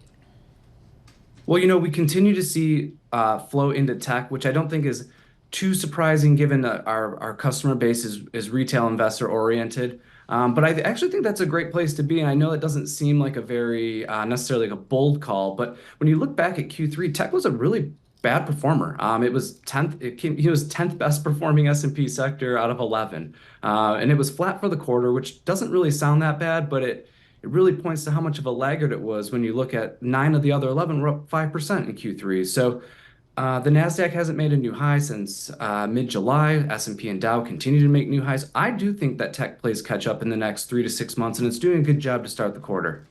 Hey, Brett, we've seen some broadening out in the marketplace. You look at the S&P equal weighted index has been performing well over the last several months. How do you feel about that? I mean, how should people be thinking about something other than maybe the big tech names that have driven the S&P higher? Yeah, when we go back to the sort of the beginning of this bull market, the first 9 months, first year of it was basically the Magnificent Seven and Eli Lilly doing all the heavy lifting. Almost all of the gains came from those names, and since then, over the past year or so, we've seen this much stronger broadening out. If you look at all 11 S&P sectors, they're up double digits on the year on a total return basis. That's incredibly, incredibly strong. And it's great to see that type of breadth. You want to see a market expand. You want to see more participation. That to me points to a strengthening bull market, not a faltering market. All right. You sound like everybody in the pool. Pretty awesome. So, I mean, I understand politics, election, got that. But most people are saying that in election year, things tend to do really well. What are we missing? Because I get a little nervous when it feels like someone's super upbeat. Yeah, and that's the risk too. I pointed out to some of those short-term headwinds that could be in play.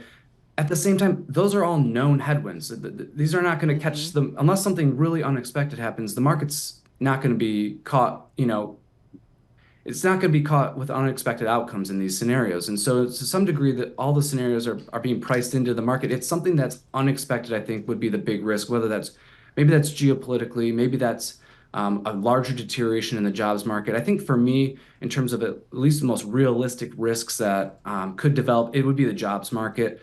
We did see at least some signs that there was weakness there in the summer, and while we have seen a bit of a recovery here in this last report, it's just one report. So if we start to see a little bit more sustained weakness, and then there will be some lumpiness with the jobs report and some of the manufacturing reports, given the hurricane damage that we've seen in different parts of the country, but that's the big risk to me if we see a sustained breakdown, because the consumer is so important to the U.S. economy that without them, we'd be in some trouble. It's something we talked about yesterday with Lakshman Achuthan of ECRI. He talked about labor hoarding. It's still happening. People are holding onto their workers because they know it's pretty expensive to do some hiring or let somebody go and then have to do hiring. I asked you about flows in. You said technology. What are the flows out, which might show some signs of where investors are a little nervous?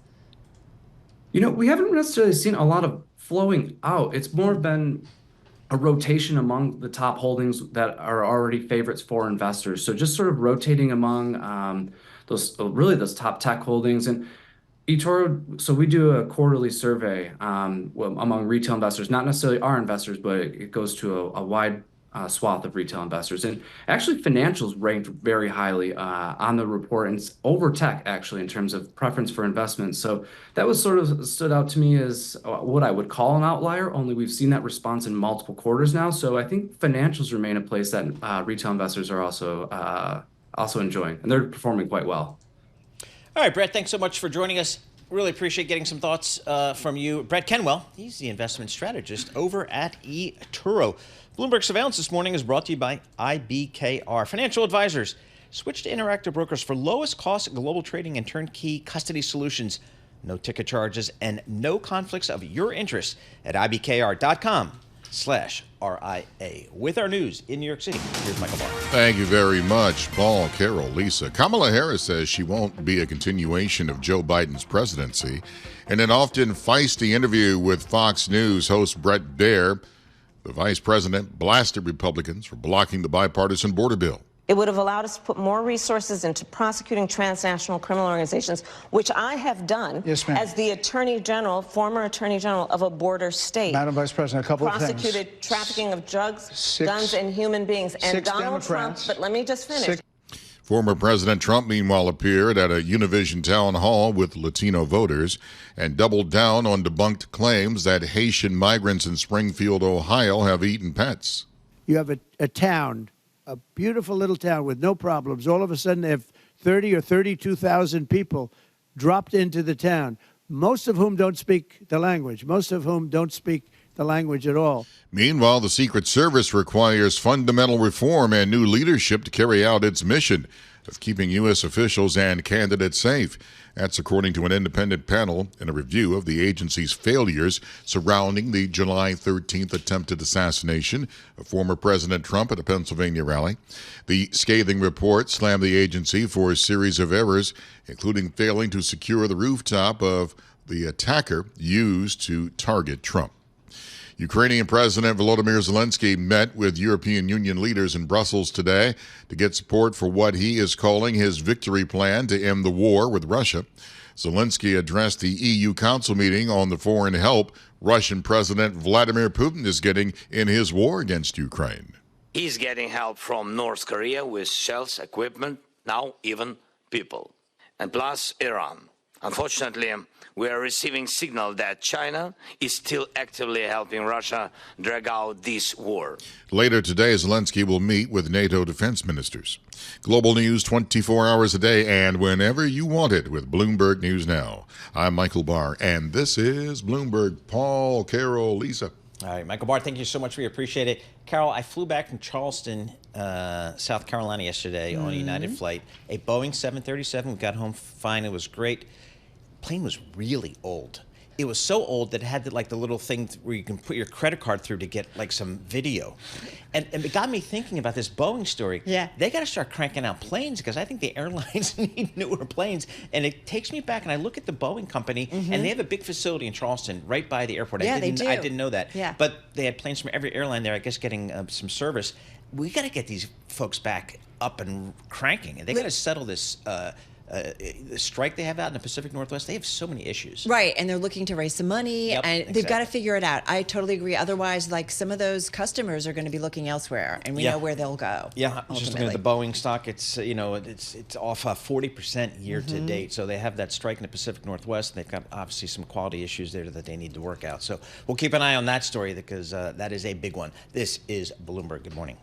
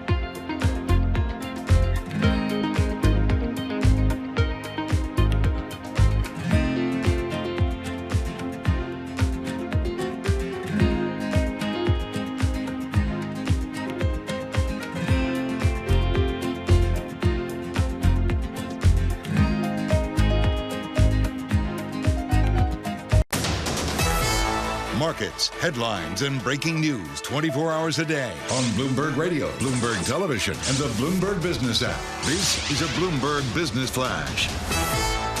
From the Bloomberg Interactive Broker Studio, I'm Lisa Mateo. Futures still edging higher. This is after retail sales came in higher than expected in September. Consumers continuing to spend. It increased 0.4% after a 0.1% gain in August.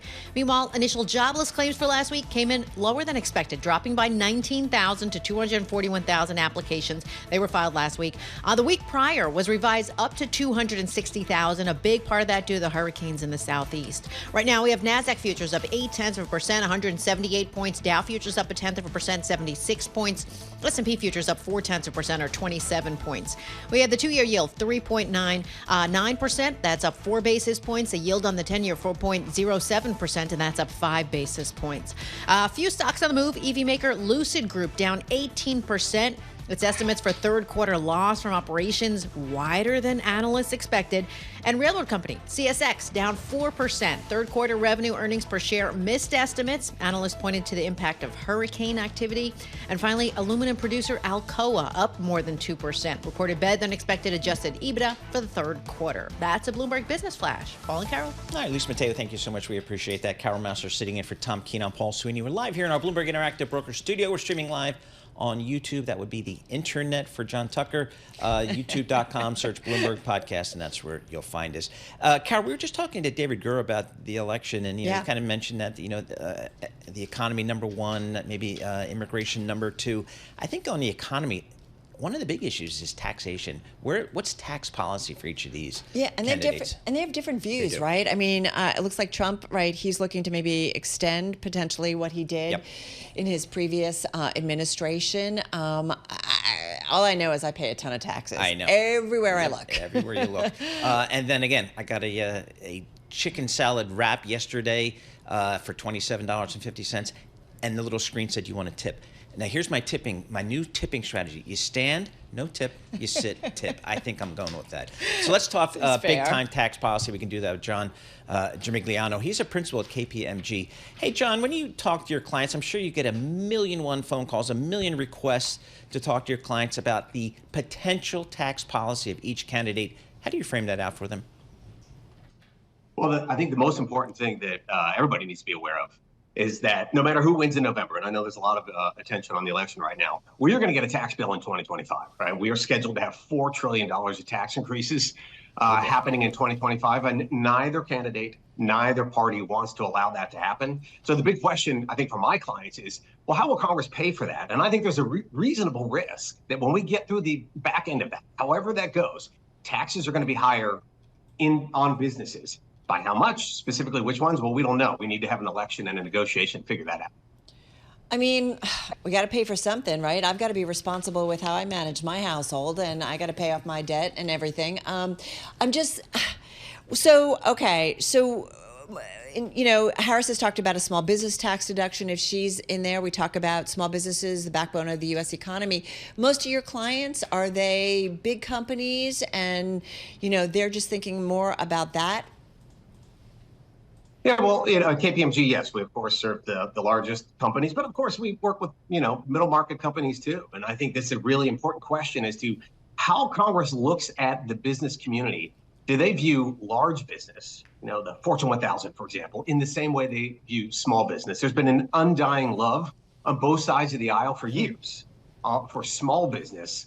It's going to be interesting to see if big business gets the same love when it comes time to negotiate this tax bill next year. All right, so can you frame out this tax bill? I thankfully, I do not pay attention to tax legislation, and I feel I'm a better person for it, but it's your job to do that. Talk to us about what is going to happen potentially in Congress with taxes in 2025. Yeah, 2025 is going to be a very challenging year for tax departments and tax professionals. We have the tax cliff happening. We've talked about that. That's the $4 trillion. We've got this global tax deal that Secretary Yellen negotiated, more or less coming into being at the same time. And then we also have this huge regulatory disruption in tax regulations, forget legislation for a moment. That's all happening in 2025. So it's going to be a real challenge. But the most pressing thing will be that tax cliff. The expiring items that were enacted in 2017, the vast majority of those $4 trillion impact individuals, like, all of you. And so that's one that Congress just feels, I think, that failure is not an option. They cannot let taxes go up on millions of Americans, not just high earners, middle earners, low earners, sort of across the income scale. They just can't let that happen. What about really high net worth individuals? I mean, I remember being at Milken a couple of years ago, a lot of wealthy individuals who said, you know what, it's time for us to pay our share. They owned up. I mean, is there any momentum to see the higher end of the income strat? And I'm talking about really wealthy individuals that they end up being taxed more. Well, we've heard candidate Vice President Harris talk about that quite a bit, right? That when asked how she would pay for her plan, she says over and over that we should tax corporations and the wealthy to pay their fair share. Now, what fair share means to you or to me, we can debate, and that's what Congress will debate next year. But it seems pretty clear that in the all-Democratic Harris administration, a Democratic Congress, and let's not forget, Congress is ultimately going to make this decision. I do think there's going to be significant pressure on imposing new taxes on the wealthy. Just want to get a red headline crossing the Bloomberg terminal today, just moments ago. Israel says Hamas chief Sinwar may have been killed in Gaza. So some more news coming out of the Middle East, and we will stay on top of that with further reporting. We're speaking with John Gimigliano, principal KPMG. Hey, John, I'm a Wall Street capitalist, dyed in the wool, but I just cannot get comfortable with the fact that my effective tax rate is higher than the billionaires all around Manhattan. And what is up with that? Well, first of all, it depends how you define effective tax rate. Oh, this it's, is one of it's the easy, dude. It's on my tax form. Yeah. Well, are we taxing, so there's been this big debate about taxing unrealized capital gains, right? This is a proposal that President Biden had, and then Vice President Harris has picked up. If you include unrealized capital gains, sure, your effective rate looks very low. Now, there are other various ways, capital gains have a lower rate, et cetera. These are valid questions for Congress to debate. What is the right effective tax rate depending on your income level? And if you think it should be higher for you or for somebody else, well, then I'm sure Congress will let you. Yeah, but go with that. I mean, I agree with you, Paul. I just think there's individuals, and we've gone through the debate of income versus wealth, and how you tap into some of those individuals where most of their wealth is not from income, and how they pay their fair share. I mean, how do we do something that seems to be the right thing and fair, considering a lot of other individuals, a lot of folks in this room, who are paying some pretty high tax rates? Yeah, again, there's this idea of taxing unrealized capital gains. Is that wealth? Okay, there's a good argument that it is. There's another argument that's like, well, you don't have any cash in your hand to pay the tax. Is that fair? Is it even constitutional? There's another question.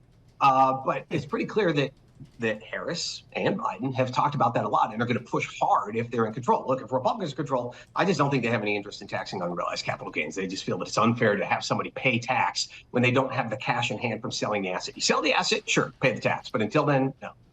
But that taxes later is less anyway, right? So when XYZ private equity guru reports, $900 million of income in 2024, I just understand why their effective tax rate is 8%. It just seems crazy to me. Is there any will within Congress to kind of maybe just, democratize the tax system a little bit better? Is there any will within Congress for any of that? Well, I think that if we get to a period of divided control, okay, so who knows what it looks like, Republicans in the Senate, Democrats in the House, this will be something that will have to be a negotiated deal. And I think Democrats are going to push really hard to raise taxes on the wealthy. And Republicans are going to have to ask whether or not they would go along with that in exchange for something else. What would Republicans want in exchange? Maybe a lower estate tax, maybe lower taxes on small businesses. Would they accept modestly higher taxes on the wealthy in exchange for that? Again, that's why you play the games, as they say. We're going to have to get into that negotiation in 2025. All right, John, thank you so much for joining us. Really appreciate it. John Gimigliano, he's a principal at KPMG, giving us the latest on what we may or may not see from some of these candidates in the next Congress as it relates to taxation. All right, Carol. Yeah. Concerts. Here's my award for best concert I went to relative to expectations. Okay. Fleetwood Mac. At the Garden, probably 6, 7, 8 years ago. I'm a big fan. Yeah. But my expectations were kind of low. I figured they're kind of old. Blew me away. The musicianship and the talent of every single person on that stage blew me away. Love Fleetwood Mac. I just remember my older siblings. They were going in the 80s, 70s, 80s. Yep. and I couldn't go. My parents were like, you can't go, you're too young. And I was so mad at them. So that's my only memory. I love them. Yeah. I'm jealous that you got to go. It was good stuff. Go your own way. You can call it another lonely day. You can go your own way.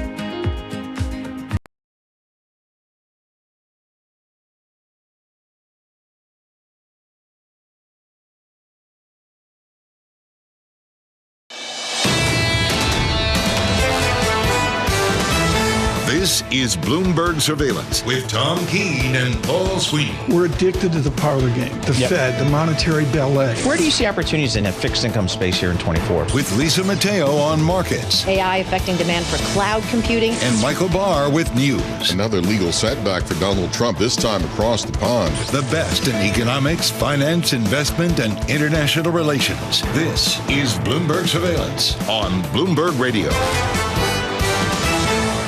right, coming up in this hour, the pride of Romania, Tatiana Dari, a reporter on Bloomberg's M Live team. We're going to get her thoughts on these markets. I'm going to ask her about those retail sales. They look pretty solid to me. It seems like the consumer's doing pretty well. Then we get some good market talk with Kara Murphy, CIO at Kestra Investment Management.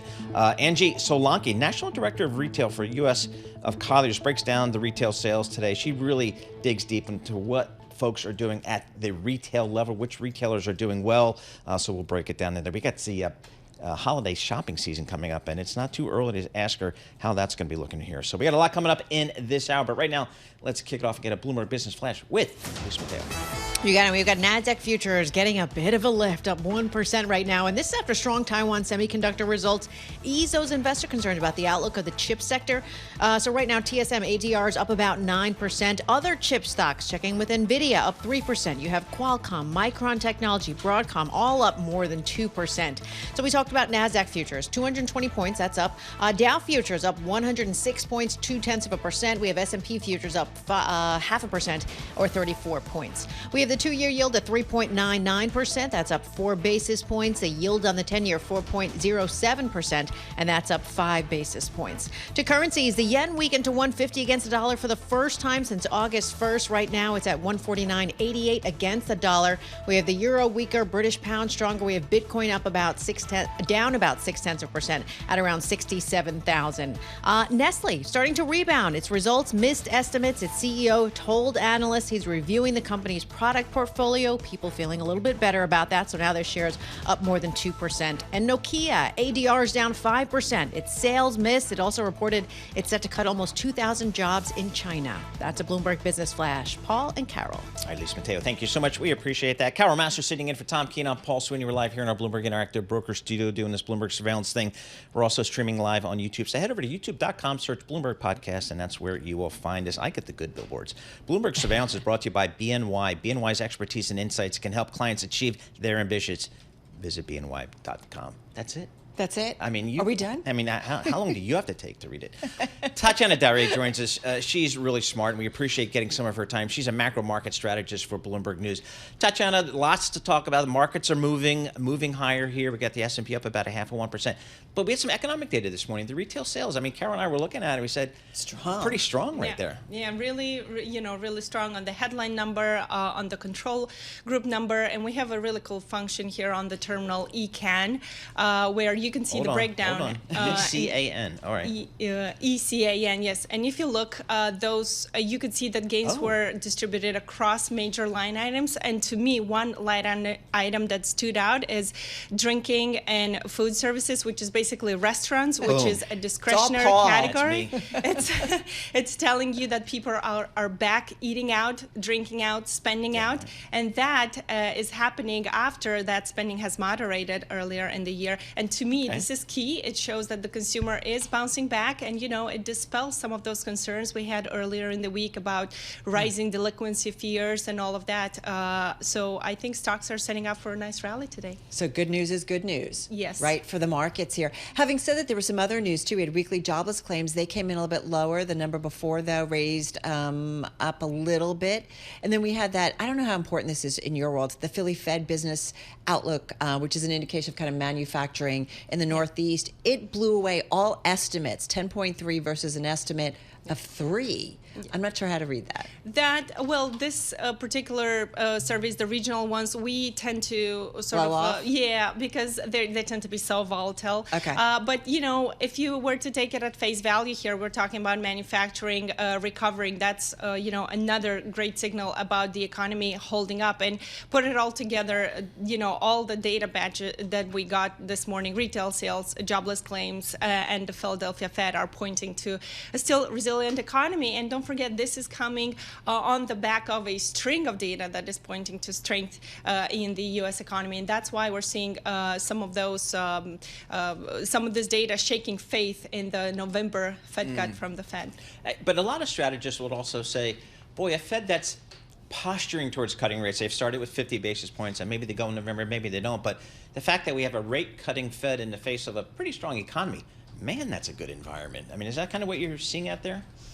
I mean, a good environment for stocks, for or sure. just risk assets, in general. Yes, for risk assets, and we see it in credit too. We're seeing, the credit spreads falling to like something of a 3-year low, something we haven't seen in 2021. And when you think about it, I mean, we've been talking, oh, this is too low, too low, too low. But when you look at the data that keeps coming in strong, now you think, well, maybe that's like investors are really rationally optimistic about risk assets. And with stocks, like I have to admit, I mean, I've been a bear for much of the year, but I have turned a little more bullish on stocks. How'd that work out for you? The recent, but I mean, you had good reasons. I mean, to be completely fair, you had good reasons at the start of the year. But key to me were recent revisions that showed that consumers have higher incomes, higher savings, despite downward revisions to jobs that we had throughout the year. So that to me points to a still, very, very resilient consumer, even more than we thought. And that sort of really pours cold water on the bear case. I keep thinking about the elections and the impact. I'm looking at Christine Lagarde of the ECB. They just cut rates again, 1/4 point here, as expected. She's saying any hardening of trade barriers is downside risk. Who ends up in the White House is going to determine potentially a lot of policy, in particular trade policy. The election trade, I've seen things saying we're starting to see it here in the U.S. equity markets and the financial markets. Is it happening? Yeah, it's a mixed picture. As you said, I mean, the Trump trade has been resurfacing in the stock market. If we look at Goldman Sachs, it has conveniently 2 baskets of Republican outperformers, Democratic outperformers. The Republican favorites have been outperforming, so we could see it there. We could see it in Bitcoin. We could see it, some of it maybe in bank stocks besides the earnings too. But when you look at the bond market, I mean, just track the day. I looked back, and it seems that Trump's odds were went back into his favor around October 5th or something like that. When you track the price action in the bond market since then, really yields have been pretty flat. So the bond market is not yet reacting to the election risk in the same way that perhaps the dollar is or Bitcoin is, and that's interesting. And my colleague, our rate strategist, Alice Andres, is saying that a lot of shops have closed. They're just taking a pause until the election. They don't want to take any sort of like big bets because it's such a tight race. So the price action may be sort of choppy and not as indicative. But it is going to be volatile. I mean, if you look at the MOVE index, right, the volatility index for the bond market, you can see that has spiked to the highest this year. So that is telling us there will be some price volatility in there. So buckle up. Right now, is that the highest of the year? Yes. Interesting. Well, Kara, Tatiana's not just a star of Bloomberg Radio and TV. She also has a day job for Bloomberg News. And you've got an article out yesterday talking about the Russell 2000. I guess it's hitting some peaks, but it's still lagging the broader market. What do we know about kind of the smaller cap stocks? Yeah, small caps, have some momentum here. They've been really on a tear since August. And, they've got a few tailwinds going their way, right? The economy is performing. Earnings or sales growth is expected to go higher. And the Fed is, for what we know, still cutting rates, right? And those are all expected to benefit small caps. But if you look at earnings, and that's, I think, the crux of the argument is in the earnings, they're still lagging the S&P 500, and the best metric to look at for the Russell 2000 is sales growth, because a lot of the companies are unprofitable. If you compare that versus the S&P 500, we're still lagging, but it's going to get better next year. So if you're willing to take the long-term view on small caps, there's a lot of room for outperformance, because if you compare the relative valuation, you'll see that small caps are still trading at a very, very steep discount to large caps. All right, what you thinking around semiconductors? Man, TSM, the ADRs that trade in the U.S. are up about 9% here in the pre-market. Wow. Yeah. I mean, finally, right, some good news after ASML really dragged down the SOX. The SOX was down. Let me just pull it up here. It was down about 5% on Tuesday. So, fair amount of swings here. Yeah, I think, we could see sort of like a solid rebound today. TSMC sort of calming those fears about chip demand slowing. But really, I guess for large caps, at the index level, we pretty much care about NVIDIA, right? And the signal, even from Which is ASML, important, but TSM is making all the chips for so many, you know what I mean? Yes. So it's like, that's a really important indicator. But anyway, go ahead. Yeah, and I was about to just say, say that even in the bad news that we got earlier in the week, the CEO there said that AI demand is strong. It's sort of the read across for the top AI plays is still a good one, even as the other parts of the chip market are suffering, which is kind of like what we knew, but perhaps we didn't know it was as bad as ASLM made it sound earlier. Yeah, I mean, the only thing I know about the chip business is long cycles are very cyclical. Totally. And if you miss the cycle, you're screwed. I learned that. But now I've got this AI thing, so maybe that's less of, I don't know. I'm just not going to trade them. Let's put it that way. Tatiana Darie, thank you so much for joining us. Tatiana Darie, macro markets strategist for Bloomberg News, joining us live here in the studio. Also joining us live here in the studio, Michael Barr with World and National News. Thank you very much, Paul, Carol, and Lisa. In breaking news, the Israel Defense Forces said Iran-backed militant group Hamas's chief, Yahya Sinwar, might be one of those killed in operations in the Palestinian enclave of Gaza. Israeli authorities are checking the possibility. The IDF says for now the identity cannot be confirmed. Kamala Harris gave a contentious interview on Fox News while Donald Trump doubled down on anti-immigrant before an audience of Latino voters on Univision. Both candidates are looking to broaden their appeal in the campaign's closing weeks, but Pangea policy founder Terry Haynes says it might not move the needle either way. Harris out there live and contentious is generally speaking, is a benefit for her. I think Trump, seeming as he did on Tuesday in your interviews, relatively cool, also helps him. But it's not going to move the needle in a world where there's basically neck and neck race, and it's been neck and neck for the last 3 months. Terry Haynes with Pangea Policy was a guest on Bloomberg Surveillance. Nearly 24 relatives of Lyle and Eric Menendez were at a Los Angeles courthouse calling for the brothers to be resentenced. Prosecutors say the brothers shot and killed their parents for financial gain. The defense claims the brothers suffered years of sexual abuse and killed them in self-defense. The brothers were convicted of killing their parents in their Beverly Hills home in 1989 and were sentenced to life without parole. Lyle and Eric's attorney, Mark Garagos. This is virtually unprecedented in my practice, and I would dare say it anywhere, that 20 family members on both sides, victims, constitutional victims under Marsy's law, are here to urge the DA to resentence. It will be up to the Los Angeles District Attorney to decide. Global news 24 hours a day, and whenever you want it with Bloomberg News Now. I'm Michael Barr, and this is Bloomberg. Paul, Carol, Lisa. Hi, Michael Barr. Thank you so much. We appreciate that. Carol, I'm just some Bloomberg's reporting here that Israel said an operation in Gaza may have killed a Hamas leader, and that's part of a renewed assault against the militant group after more than a year of war in the Palestinian territory. We have the geopolitical issues that are just so hot in the Middle East. The Ukraine remains front and center. Coming up on the third winter. Yes. Yeah. Yet, financial markets, I'm just amazed today. They just seem to kind of be taking this now. It's almost like the new normal, I guess. I know. It is kind of weird how news like that seems pretty serious. It is serious. That filters through. I mean, I'm looking at, WTI crude. It's just up a little bit here. So we watch that with the Middle East situation. I don't know. I don't even know how to explain that, Paul. No, but maybe it's because I don't know. Maybe we feel distant from it. I don't know. And I guess we're focusing on the election and other economic data, but we'll keep up the reporting on all the geopolitical issues out there in the Middle East and in Ukraine as well. S&P 500 up 36 points. This is Bloomberg.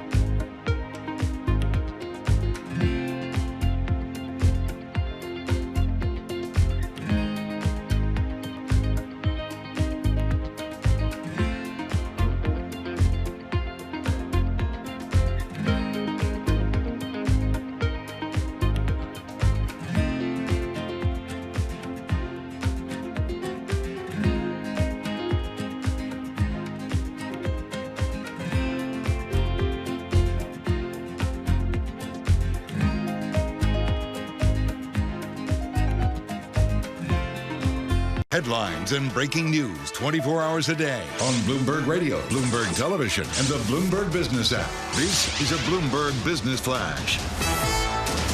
And this futures report sponsored by IBKR. Markets never sleep, and neither does Interactive Brokers. Discover opportunities with CME Group futures across equity indices, interest rates, FX, energy, and more. Access CME futures around the clock at Interactive Brokers.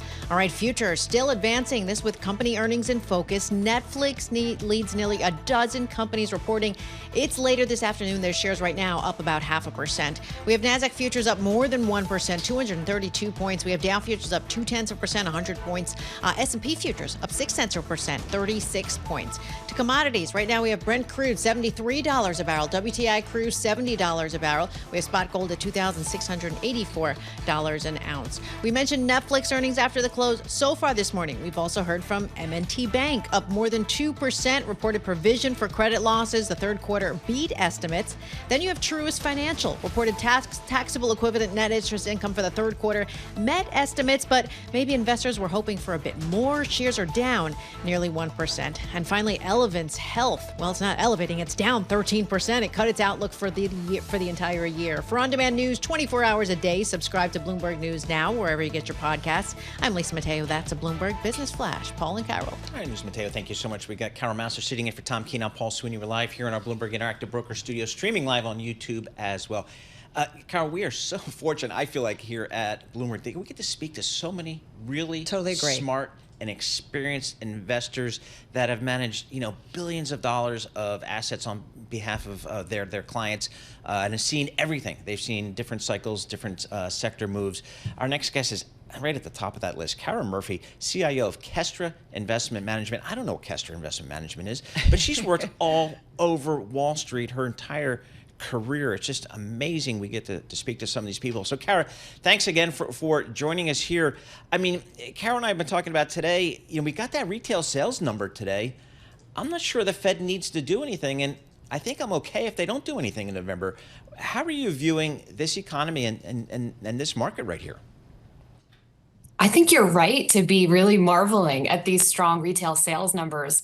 Earlier this year when we were looking at not nominal retail sales, but real retail sales, there was a concern because those had turned negative for a little while. But over the last few months, we have seen a very definitive turn in both nominal and real retail sales to going positive. And it's a bit of a head scratcher because when we look at the consumer confidence numbers, they continue to be in recessionary territory. But when we look at what consumers are doing with their actual dollars, they're out there spending like the economy is doing really, really well. So I think the Fed should feel pretty comfortable about that. And I don't think that the house is on fire and the Fed needs to come in with a bunch of rate cuts. I think they'll continue cutting rates, but they can take their time. Hey, Kara, you guys work with independent financial advisors. You're giving them some advice, you're giving them guidance. And I'm just curious, what is it that they are most concerned about right now in this environment? Everybody's talking about the election. So for the next couple of weeks, it's going to be really hard to focus on anything else. And so a lot of what we're doing is trying to hold hands and tell people that we don't think that whoever ends up in the White House is going to have a big impact on the medium trajectory of the market. So you need to kind of sit through this near-term volatility. But then coming out of that, just a couple of weeks from now, hopefully, cross fingers, I think the focus will then return to earnings, which is really going to be the driver of the market. And there, too, I think we're seeing pretty good trends. Yeah, I kind of wanted to go there. I mean, we just had some of the big banks report. I mean, now we've got the rest of the S&P to come over the next couple of weeks. But the bank earnings, Carol and I were talking at the opening here this morning, they look pretty solid across the board. Quite solid. And again, if we have the Fed continuing to cut at a modest rate, a more normal yield curve, activity is picking up in a lot of their core areas. Credit's okay. So they have a lot of things to be really positive about. And then when you look in particular at some of those small cap banks, they're the ones who are particularly interest rate sensitive and will start to benefit from this new interest rate environment. Hey, Kara, one of the things too, Paul and I were, as we were gearing up for you to join us, your background is just way cool.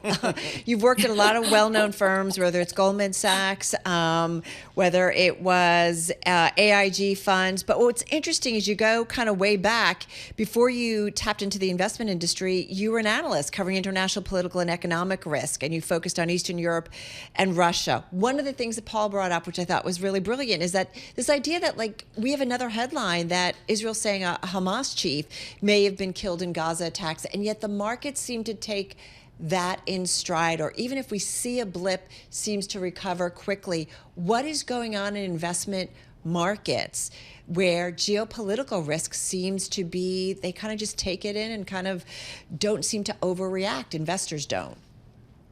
It is quite remarkable. And you have to go deep into my resume to find that. But it's interesting. We did. I find international politics incredibly interesting, and these types of things that you're talking about are really, really important.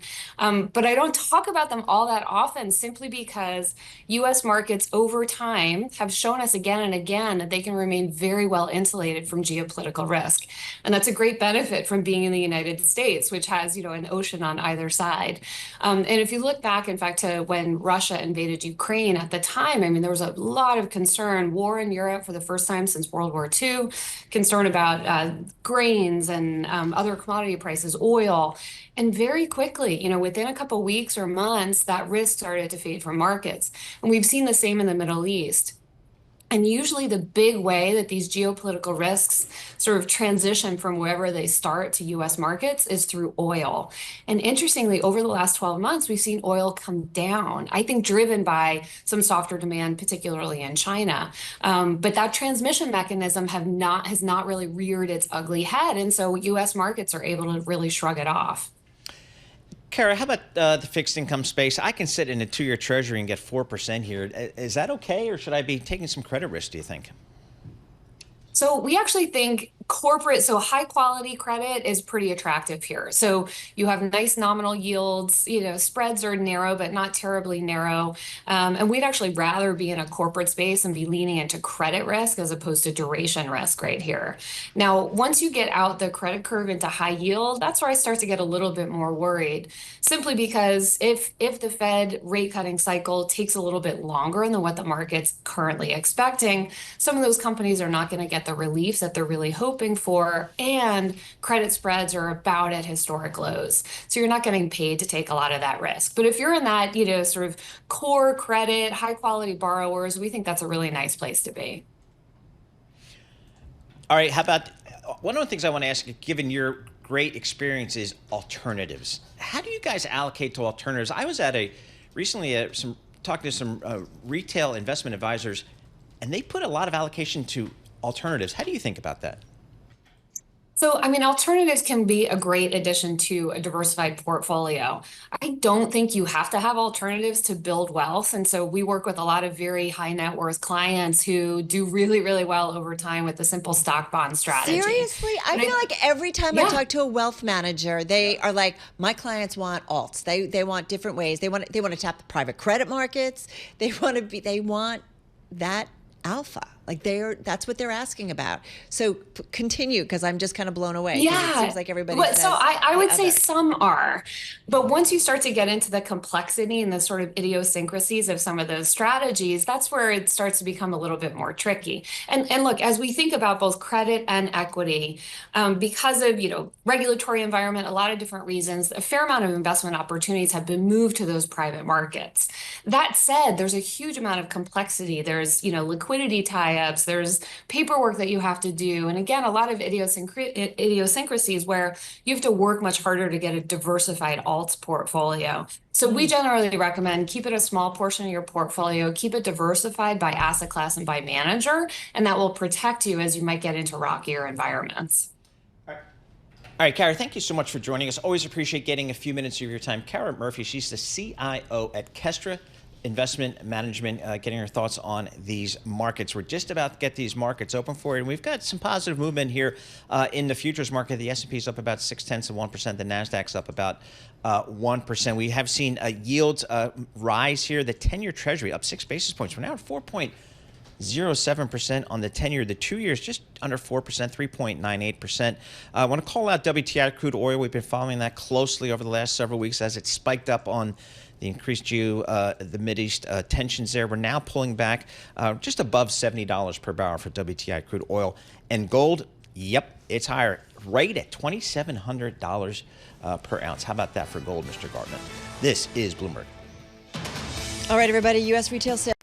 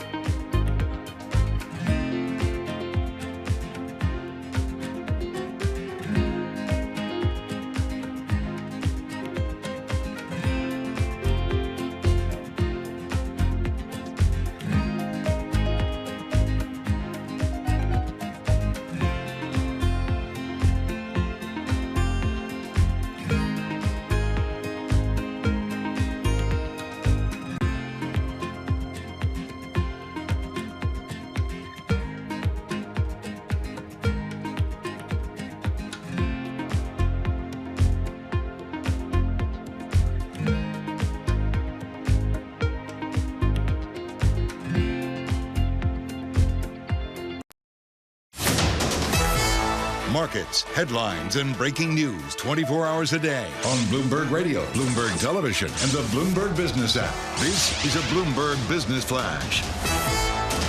In the Bloomberg Interactive Broker Studio, I'm Lisa Mateo alongside Paul Sweeney, Carol Massar with your opening bell report. So some more economic data for investors to mull over this morning. Retail sales rose more than expected last month, up 0.4%, just after a 0.1% gain in August. Initial jobless claims for last week unexpectedly fell after jumping the previous week.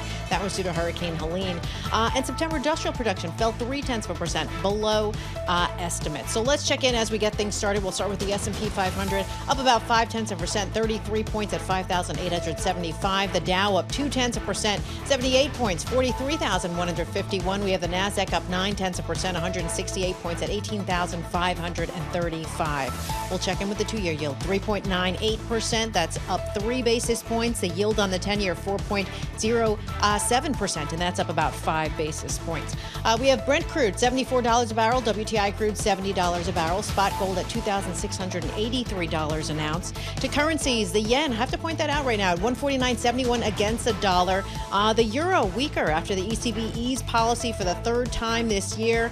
And also at the open, want to check in with Taiwan Semiconductor. Those shares up about 9%. That is your Bloomberg opening bell report. Paul and Carol. Hi, Lisa Mateo. Thank you so much. We appreciate that. Carol Massar sitting in for Tom Keene. I'm Paul Sweeney. We're live here in our Bloomberg Interactive Broker Studio in New York City. We're also streaming live on YouTube, so check us out there. Retail sales came in better than expected here, and it kind of goes to the overall strength of the consumer. We want to break those data points down. We can do that with Angie Solanki, National Director of Retail Services for the United States for Colliers. Angie, thanks so much for joining us here. Boy, to Carol and I, the retail sales kind of look pretty solid across the board. What do you make of it? 100%. I mean, we're still seeing, pretty steady job growth in terms of income as well as low unemployment. So people are spending. So it's good to see. It's predominantly still in food and beverage as well as grocery. But we're starting to see a nice little spike in clothing as well, and apparel. Angie, what do we know about where they're spending and how they're doing it? In other words, are they taking on debt to continue that spending? I would say there's a little bit of debt when you're looking at the higher kind of price point. So although electronics haven't been as strong as we had expected, but we might see a little bit of that surge here during the holiday season. So I would say there is a bit of spend in the credit card, but we're also seeing, the higher income spenders kind of trading down. So with that trade down, they're actually spending more because they're purchasing more in terms of products. So, I mean, if I travel around this country, it doesn't, and you talk to people, it doesn't feel like the retail consumer is doing well. Can you explain kind of the dichotomy that's out there? Because I think if you listen to politicians out there, they're saying, boy, the economy's tough, consumers are really challenged. How do you see that in the numbers? Well, in the numbers, like I had mentioned earlier, definitely in the grocery sector. So we're seeing that, people are still going to the grocery store, shopping, making dinners at home, etc. So you're definitely seeing kind of a combination of those that are saying, okay, we're going to be very conscientious, a little bit more, call it frugal in how we're spending, but yet we're still seeing that call it spend from a grocery perspective. But then in addition to that, we're seeing services also seeing a kind of healthy growth. There's almost like a 10.4% growth based on a rolling 12 month. And so with that services, we're thinking, okay, people are going back out, they're, getting their hair done, they're getting their nails done. They're taking smaller, steps in terms of how they're approaching their spend. So they're being mindful, but they're still spending. Is there a line that you can kind of draw from what we are seeing in terms of consumer spending, types of spending, what's going on, the level of activity, and what it means for real estate in the retail space? Oh, definitely. I have to say, I was really impressed when we were looking at our numbers. About 50% of our deals in just the last quarter closed in 3 months. So we're starting to see, because there's a lack of supply in the commercial real estate space, there's still a need and desire to take market share from the retailer side. So with that, we have low supply, high demand. So we're still seeing deals, and we're starting to see deals accelerate far faster. Looking through your notes here, they provided us, Angie, one of the things that was really interesting, U.S. retail occupancy, excluding malls, is currently at a 10-year high of 95.6%. We don't see that in front of us. I don't see that. I mean, that shocked me. I mean, talk to us about that. That seems really surprising to me. I kind of thought the physical retail store was on a secular decline. Oh, no, not at all. We're actually seeing a little bit of the opposite from an online perspective. But from, what you just shared, so if you stop and think about like more of the suburban markets, so outside the core dense urban, you're definitely continuing to see high occupancy. So there's still this momentum going on where People are still working from home certain days of the week. So with that, the behaviors and changes in how consumers are shopping is very different from about 5 years ago, even 4 years ago. So people are still going out. We're seeing trends at different times of the day. During the weekdays, people are going to the grocery store midday versus either early morning or after work. So a lot of behavioral changes. And so the occupancy is still quite high, very low vacancies in, the suburbs and the more rural markets. So things are still looking quite bright for brick and mortar. All right, I challenge anybody out there in retail land. Rent out the space on Lexington Avenue, Manhattan, between 58th and 59th Street. Let's see. Few if you can do choices, that. right? Yeah, plenty of choices out there. Angie, thank you so much for joining us. Angie Solanke, National Director of Retail Services for the United States for the firm Colliers. All right, Paul, we want to get back to world news. Headline just a short moment ago, Israel saying a Hamas chief may have been killed in recent Gaza attacks. With us to break it down as he continues to do so throughout the war in the Middle East, Bobby Ghosh, Bloomberg News senior editor. He previously covered foreign affairs, special focus on the Middle East, and he was Time Magazine's Baghdad bureau chief before he came to Bloomberg. We lean on him a lot. Bobby, this sounds pretty significant. If it is true, it is a very, very significant development indeed. Yahya Sinwar is thought to have been the mastermind behind the October 7th terrorist attack from last year that set off this whole chain of events. Since the end of July, since early August, in fact, he has been head of Hamas's political wing. The Israelis have wanted to get him for a very, very long time now. We don't know a whole lot about the operation. We're not sure exactly where in Gaza it's taken place. We know that 3 men were killed in the operation, and there's a statement from the IDF, the Israeli Defense Forces, saying that they think that one of those 3 might be Yahya Sinwar. Now, this is a man who was in Israeli prisons for 22 years. They have his fingerprints, they have his dental records, they have his DNA.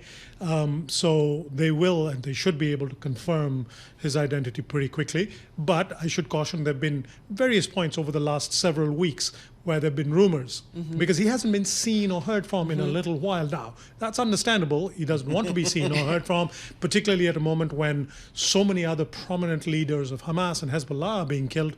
But he has not been heard from for a while, which has sparked rumors of his possible elimination.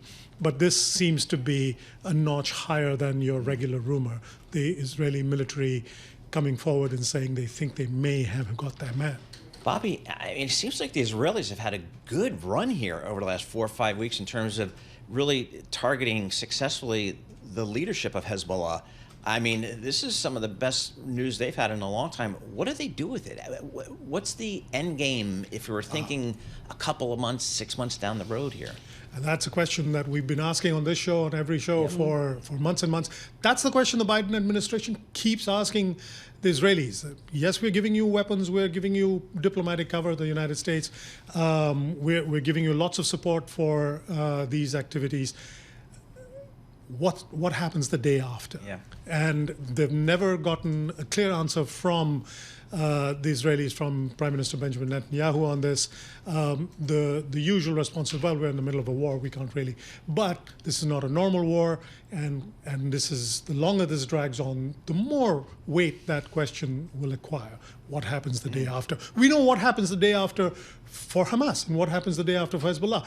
One leader dies, they find another one. Yeah. And another one may or may not be as effective as the last one, but there's another one in the queue waiting after that, and after that, and after that. So we know what their agenda is.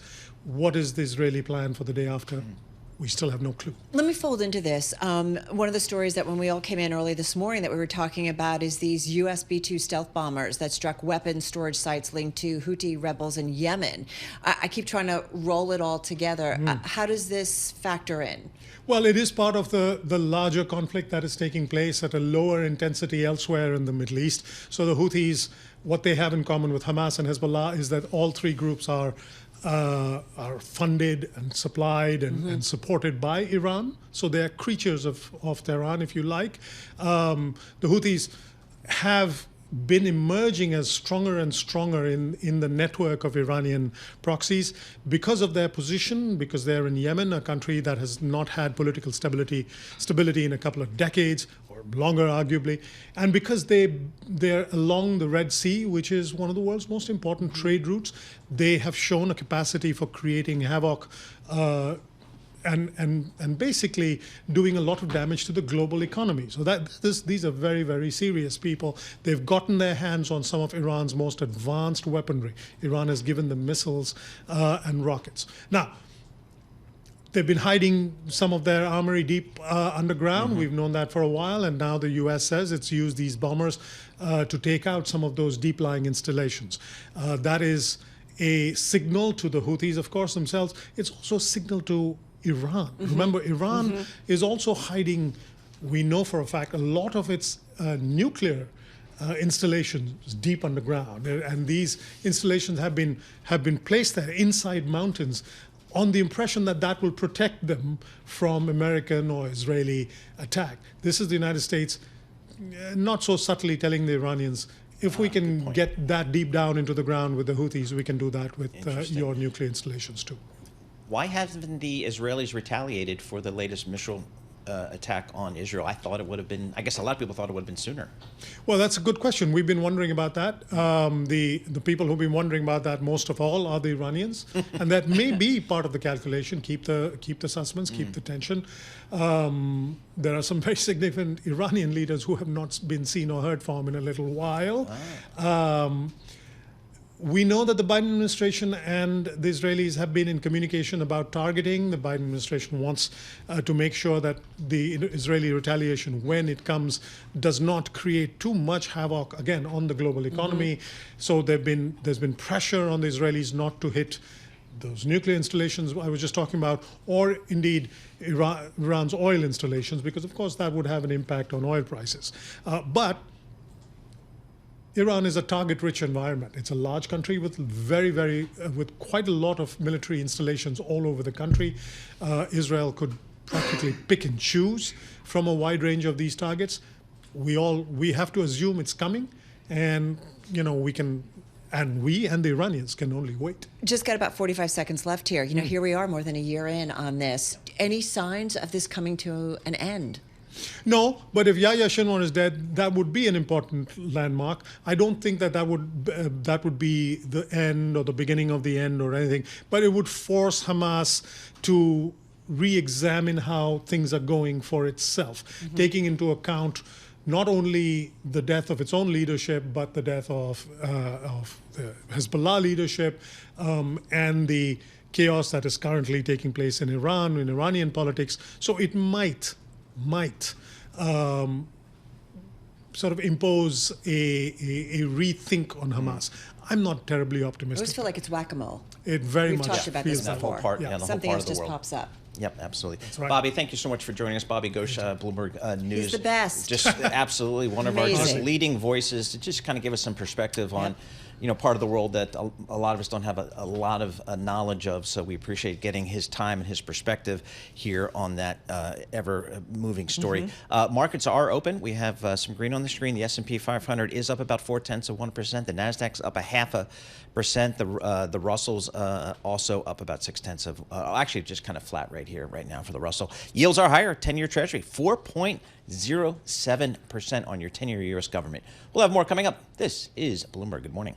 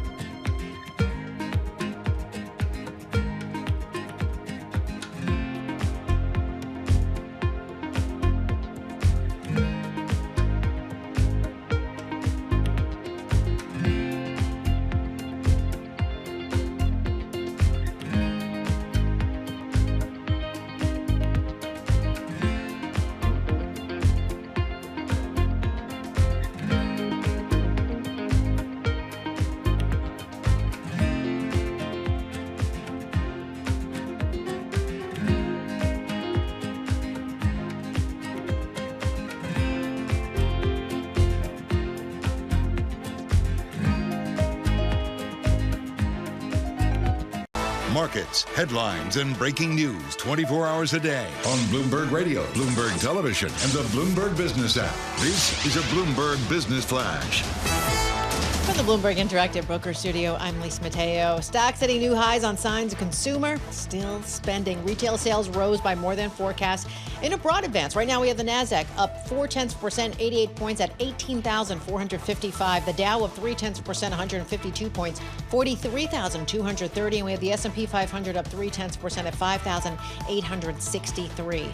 The two-year yield 3.98%. That's up 4 basis points. The yield on the 10-year 4.82%, and that's up about 7 basis points. We have Brent crude $74 a barrel, WTI crude $70 a barrel. We have spot gold at $2,687 an ounce. Shares of Expedia up about 5%. This is after Financial Times reported Uber looking into a possible bid for the company. We have Uber down more than 1.5%.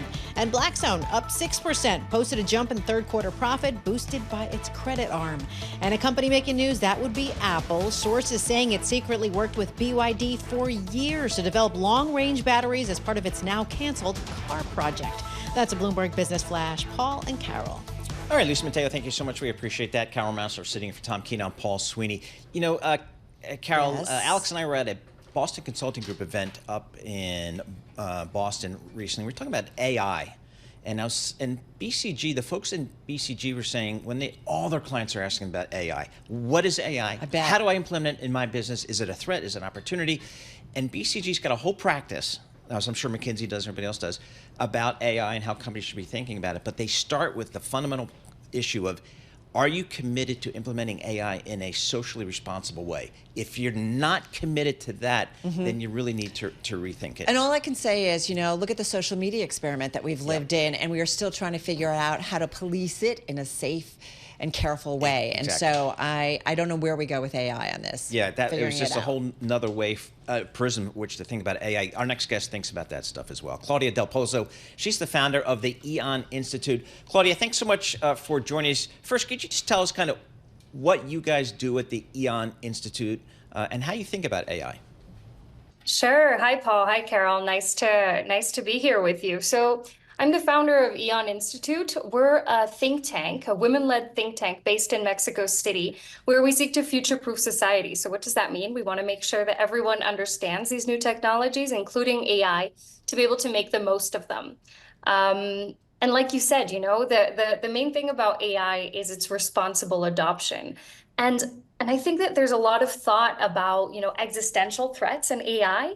And while that is something we should be working about, what we focus on are the challenges right now. So, you know, the loss of opportunities, the social harm that comes from AI, economic loss, and in some cases, loss of freedom and loss of life. So that's kind of what we're looking at and seeing how companies, organizations, governments can adopt it in a way that doesn't create or that mitigates those challenges. And I should point out, for those who might not be familiar, Bloomberg has been doing this, their new economy program. It's called the Catalyst Program. They founded it back in 2021. And basically, they look for people who are innovating. They've done work. They've got objectives to make the world better.